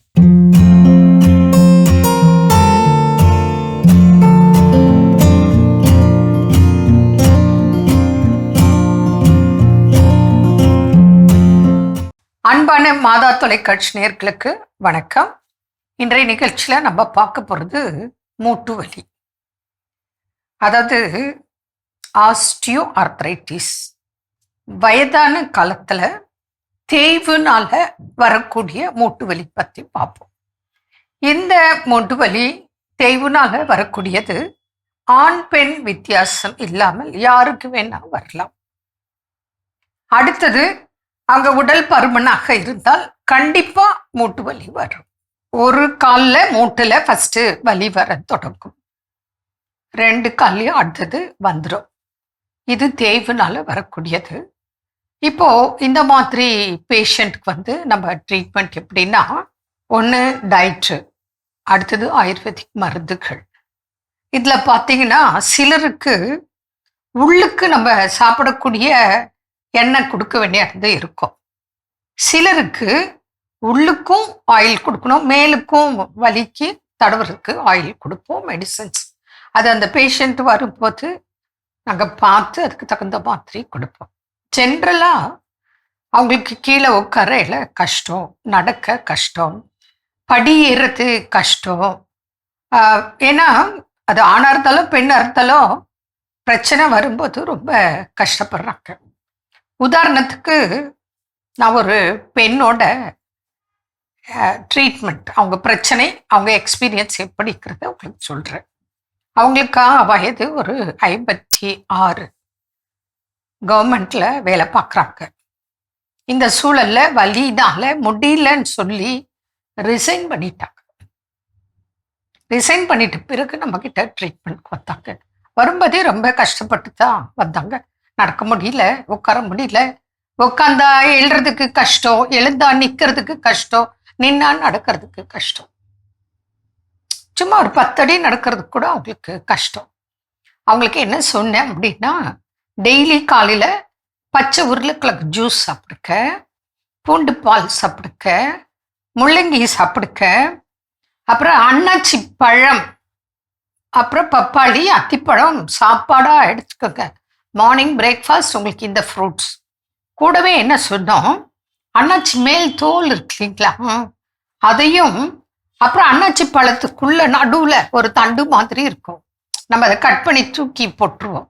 அந்த தண்டும் இந்த அன்னாச்சி தோல் இருக்குங்களா அதையும் கழுவி அதை டீ மாதிரி போட்டு குடிக்க சொன்னோம். கூட மற்ற டைட் எல்லாம் சொன்னோம். எள்ளு, அதுக்கப்புறம் கொஞ்சம் முடக்கத்தான் கீரை, அப்பப்போ மற்ற கீரைகள், வாதநாராயணங்கீரை, இப்படி எல்லா கீரைகள், மற்ற டைட் எல்லாம் அட்வைஸ் கொடுத்தோம். டெய்லி ஒரு 1/2 hour வெயிலில் இருக்க அப்படின்னு சொன்னோம். அப்படி ஒவ்வொரு மாதமும் 2 கிலோ வெயிட் குறைஞ்சி கடைசியில் 15 கிலோ வெயிட் குறைஞ்சிட்டாங்க. அப்போ அவங்க சொன்னாங்க, நாங்கள் வெளியில் போனால் எப்படி இந்த டயட்டு ஃபாலோ பண்ணுறது ட்ராவலில் சொன்னாங்க. நான் சொன்னேன், இது ஒரு பெரிய கஷ்டமே இல்லை. ட்ராவல் டைமில் நீங்கள் என்ன பண்ணுங்க, மார்னிங் வந்து பாலில் மஞ்சத்தூள் போட்டு சாப்பிட்டுக்குங்க. பூண்டு பால் தயாரிக்க முடியும்னா தயார் பண்ணுங்க. இல்லை அப்படின்னா கொஞ்சம் பூண்டை வறுத்து கையில் எடுத்துக்கோங்க. டெய்லி 4 பல்லு சும்மா சாப்பிட்டுக்குங்க. அப்புறம் காலையில் வந்து இந்த பழங்கள் தான் சாப்பிடணும். இல்லை அங்கே என்ன பழங்கள் கிடைக்குதோ அந்த பழங்கள், ட்ரை ஃப்ரூட்டு, அத்திப்பழம் வாங்கி வச்சுக்கோங்க. போகிற இடத்துல பைனாப்பிளும் பப்பாயா கிடைச்சா ஓகே, இல்லைன்னா வேற என்ன ஃப்ரூட்ஸ் கிடைக்குதோ அந்த ஃப்ரூட்ஸ். மதியானம் சூப் எடுத்துக்கோங்க, கொஞ்சம் ரைஸ் எடுத்துக்கோங்க. அங்கே என்ன வெஜிடபிள்ஸ் கொடுக்குறாங்களோ அது பிளண்டியாக எடுத்துக்கோங்க. ஈவினிங்கும் பால் மஞ்சத்தூள் எடுத்துக்கோங்க. சுண்டல் கிடைச்சா சாப்பிடுங்க, முளை கட்டிய சுண்டல் வகைகள் கிடைச்சா, இல்லைன்னா ஸ்ப்ரவுட்ஸ் பேக்கெட்டில் விற்கிறாங்க. இப்போ பயிரும் இருக்கு, முளை கட்டினது கிடைக்குது, அது பச்சாவே சாப்பிடலாம். ஒரு 100 கிராம் வாங்கினா இன்னைக்கு 50 கிராம், நாளைக்கு 50 கிராம் சாப்பிடலாம். அப்புறம் என்ன சொன்னேன், நைட்டில் நல்லா நட்ஸு, சீட்ஸு, டேட்ஸு, பால் இதை எடுத்துக்கோங்க. அப்போ உங்களுக்கு நல்லா இருக்கும். டூர் முடிச்சுட்டு வந்து நார்மல் மற்ற டயட் ஃபாலோ பண்ணுங்க. இப்போ கிட்டத்தட்ட 15 ஆண்டுகள் ஆகுது. அவங்களுக்கு அந்த மூட்டு வலியே இல்லை, காணாமல் போயிடுச்சு. ஒரு பேஷண்ட்டு அவங்களுக்கு அவங்க கடைப்பிடித்தால் மாத்திரம்தான் குணம் கிடைக்கும். அதே போல இன்னொரு விஷயம் உங்களுக்கு சொல்றேன், ரொமட்டாய்டு ஆர்த்ரைட்டிஸ் கூட குணமாகக்கூடிய நோய்தான். மீண்டும் நாளை சந்திப்போம். நன்றி. அன்னை மரியே வாழ்க. அருமையான நம்ம ஒரு இதை பற்றி பார்த்துட்டோம். நிகழ்ச்சியோட நிறைவுக்கும் வந்தாச்சு. இன்னைக்கு நாள் மகிழ்ச்சியோட பேசிட்டு இருக்கிறோம் புத்தகங்களை பற்றி பேசினாலே நான் எப்பவுமே அடிக்கடி சொல்லுவேன், நான் வேற ஒரு யூனிவர்ஸ்குள்ள நான் என்ன பண்ணுவேன்னா போயிடுவேன். ஸோ அந்த மாதிரி நமக்குள் நல்ல மாற்றங்களை, தாக்கங்களை ஏற்படுத்தக்கூடிய வலிமை இந்த புத்தகத்திற்கு உண்டு. அப்போ எந்த மாதிரியான கண்டென்ட் எடுத்துக்கிறப்ப என்ன மாதிரியான தாக்கங்கள், மாற்றங்கள் நமக்குள்ள நிகழும் தான் இன்னைக்கு பேசிட்டு இருக்கிறோம். அதில் ஃபைனலாக என்ன சொல்றாங்க? கண்டிப்பா அடுத்த புத்தகம் அப்படின்னு பார்த்தீங்கன்னா பாசிட்டிவ் அண்ட் சொல்யூஷனுக்கு தரக்கூடிய அந்த கண்டென்ட் உள்ள புத்தகங்கள். இது எல்லோருடைய வாழ்க்கைக்குமே பொருந்தும் இல்லையா? இப்படிப்பட்ட புத்தகங்களை தான் நம்மளும் வந்து எதிர்பார்க்கிறோம். ஏன்னா எல்லோரோட வாழ்ந்து கொண்டு இந்த வாழ்க்கையிலும் பிரச்சனைகள் இல்லாத வாழ்க்கை கிடையாது. எப்பவுமே இப்படி திருமண பக்கம் எல்லாம் பிரச்சனைகள் இருந்துதான் இருக்கும். சோ அந்த நேரத்துல இதுக்கு என்ன சொல்யூஷன், இதுக்கு வழியே கிடையாது அப்படின்ட்டு அந்த புலம்பக்கூடிய அந்த நேரத்தில் இந்த மாதிரி புத்தகங்கள் நாம் படிக்கும் பொழுது இப்படிப்பட்ட வழிகளும் இருக்கு, இப்படிப்பட்ட பிரச்சனைகள் இருந்து இப்படி போகிறதுக்கு வழிகளும் இருக்கு அப்படின்றது நமக்கு தெரிய வரும். கண்டிப்பா அந்த பாசிட்டிவ் கண்டென்ட் இருக்கக்கூடிய புத்தகங்கள், எல்லா புத்தகங்கள்லயுமே பாசிட்டிவ் கண்டென்ட் இருக்கா அப்படின்னு சொல்லுவாங்கன்னா, நம்ம ஏற்கனவே சொன்ன மாதிரி டாக்ஸிக் கண்டென்ட் இருக்கக்கூடிய புத்தகங்களும் இருக்கதான் செய்யுது. ஸோ அதில் பாசிட்டிவான கண்டென்ட் இருக்கக்கூடிய புத்தகங்களை தேடி படிக்கின்ற பொழுது நம்மளுடைய லைஃப் எப்படி பாசிட்டிவாக மாற்றிக்கிறது. ஃபார் எக்ஸாம்பிள் ரோண்டா பிரைன் அவங்களுடைய சீக்ரெட் சீரிஸ் புத்தகங்கள், அது நீங்கள் எடுத்து படித்தாலும் சரி, இல்லை மர்ஃபி அப்படிங்களுடைய உனக்குள்ளே ஆழ்மனதின் அற்புத சக்தி அந்த புத்தகத்துடைய பேர். அப்புறம் வந்து தினத்தந்தி பேப்பரில் 2005-2006 ஆண்டுகள்னு நினைக்கிறேன், இளைஞர் மலர்ல வந்து உனக்குள்ளே சக்தி இருக்குன்னு ஒரு சீரிஸ் ஒன்று போச்சு. ஸோ அந்த சீரிஸ் எல்லாம் என்ன பண்ணாங்கன்னா கோஆர்டினேட் பண்ணி அதை ஒரு புத்தகமா உனக்குள்ள சக்தி இருக்கு அப்படின்னு 2006 வெளிவந்த புத்தகம். அதை ஏன் நான் இப்போ சொல்றேன் அப்படின்னா, எங்கள் வீட்டில் வெகு அண்மையில் வந்து அப்பாவுக்கு உடம்பு இல்லாமல் ஹாஸ்பிட்டல் மருத்துவமனையில் கிட்டத்தட்ட ஒரு வாரத்துக்கு மேலே அவர் இருக்க வேண்டிய சூழல் இருந்துச்சு. எங்கள் அம்மாவும் அப்பாவும் ஃபோனில் பேசுகிறப்பவே நிறைய விஷயங்கள் அவங்க பக்கத்தில் பிள்ளைங்க இல்லை அப்படிங்கிற ஒரு, நானும் பக்கத்தில் இல்லை, தங்கச்சியும் பக்கத்தில் இருந்து பார்க்க முடியல அப்படிங்கிற ஃபீலிங் என்னால் உணர்ந்து கொள்ள முடிஞ்சுது. அப்போ எனக்குள்ள தோணுன விஷயம், இவங்களுக்கு இந்த டைமில் நம்ம பக்கத்துலனாலும் ஒரு ஹெல்ப்ஃபுல்லாக எது இருக்கும் பார்த்தீங்கன்னா புக்ஸ்ன்னு சொல்லிட்டு ஊருக்கு கிளம்புறப்போ ட்ரெஸ்ஸோட சேர்த்து 2-3 புத்தகத்தை என்ன பண்ண பேக் பண்ணிட்டு எங்கள் அப்பாட்டெல்லாம் கட்டாயப்படுத்திட்டாங்க. ஹாஸ்பிட்டல் வரதுக்குள்ள அந்த புக்கை என்ன பண்ணிருக்கணும், படிச்சே முடிச்சிருக்கணும். எங்கள் அப்பா என்ன பண்ணாங்க, அவர் படிக்கிறது சோம்பேறிப்பட்டாரோ இல்லை ஏதோ எங்கள் அம்மா விட்டு என்ன பண்ண ஆரம்பிச்சாங்க, படிக்க சொல்றாங்க. இப்போ என்ன ஆச்சுன்னா எங்கள் அம்மாவுக்கு அந்த புக்கை என்ன பண்ணாங்கன்னா, அதை நான் இவ்வளோ முடிச்சிட்டேன்டா. அப்போ ஒரு நாள் பேசுறப்ப அந்த புக் என்னமா ஆச்சு, படிச்சிங்களா இல்லையாங்கிறப்ப எனக்கு ஒரு மாதிரி ஒரு ஃபீல் இருந்துச்சு. பட் அதில் இருக்கக்கூடிய விஷயங்கள் கண்டென்ட்டை வாசித்த பிறகு எனக்குள்ளே ஒரு தெளிவு கிடைச்சிச்சு அப்படிங்கிற ஒரு விஷயம். ஸோ அப்போ அதுதான் அந்த பாசிட்டிவ் புக்ஸ் ஏற்படுத்தக்கூடிய விஷயங்கள். ஸோ அப்போ நிறைய இந்த புத்தகங்களை வாசிக்க லைஃப் எவ்வளோ மோசமா இருந்தாலும், அதான் அடிக்கடி சொல்லுவேன், குப்பை லாரி வச்சு குப்பை எழுதி போற அளவுக்கு நமக்குள்ள பிரச்சனைகள் இருந்தாலும் நான் ரொம்ப சந்தோஷமா இருக்கிறேன். என் வாழ்க்கை நல்லா போயிட்டு இருக்குன்னு நல்லா நம்ம சொல்லவும் முடியும், வாழவும் முடியும். அத்தகைய தாக்கங்களை இந்த புத்தகங்கள் ஏற்படுத்தும். ஸோ இன்னைக்கு நேஷனல் ரீடிங் டே. இது வரைக்கும் நான் ஒரு புக்கு கூட வாசிக்கல அப்படிங்கிறவங்க கூட அட்லீஸ்ட் இந்த நாட்கள் இருந்து ஏதாவது ஒரு புத்தக வாசிக்க தொடங்குகின்ற பொழுது அது நமக்கு நல்ல ஒரு மாற்றத்தை ஏற்படுத்தும். நல்ல சிந்தனை கொடுத்த கடவுளுக்கு நன்றி சொல்லி இன்னைக்கு யாரெல்லாம் விழா கொண்டாடுறாங்க பார்க்கலாம்.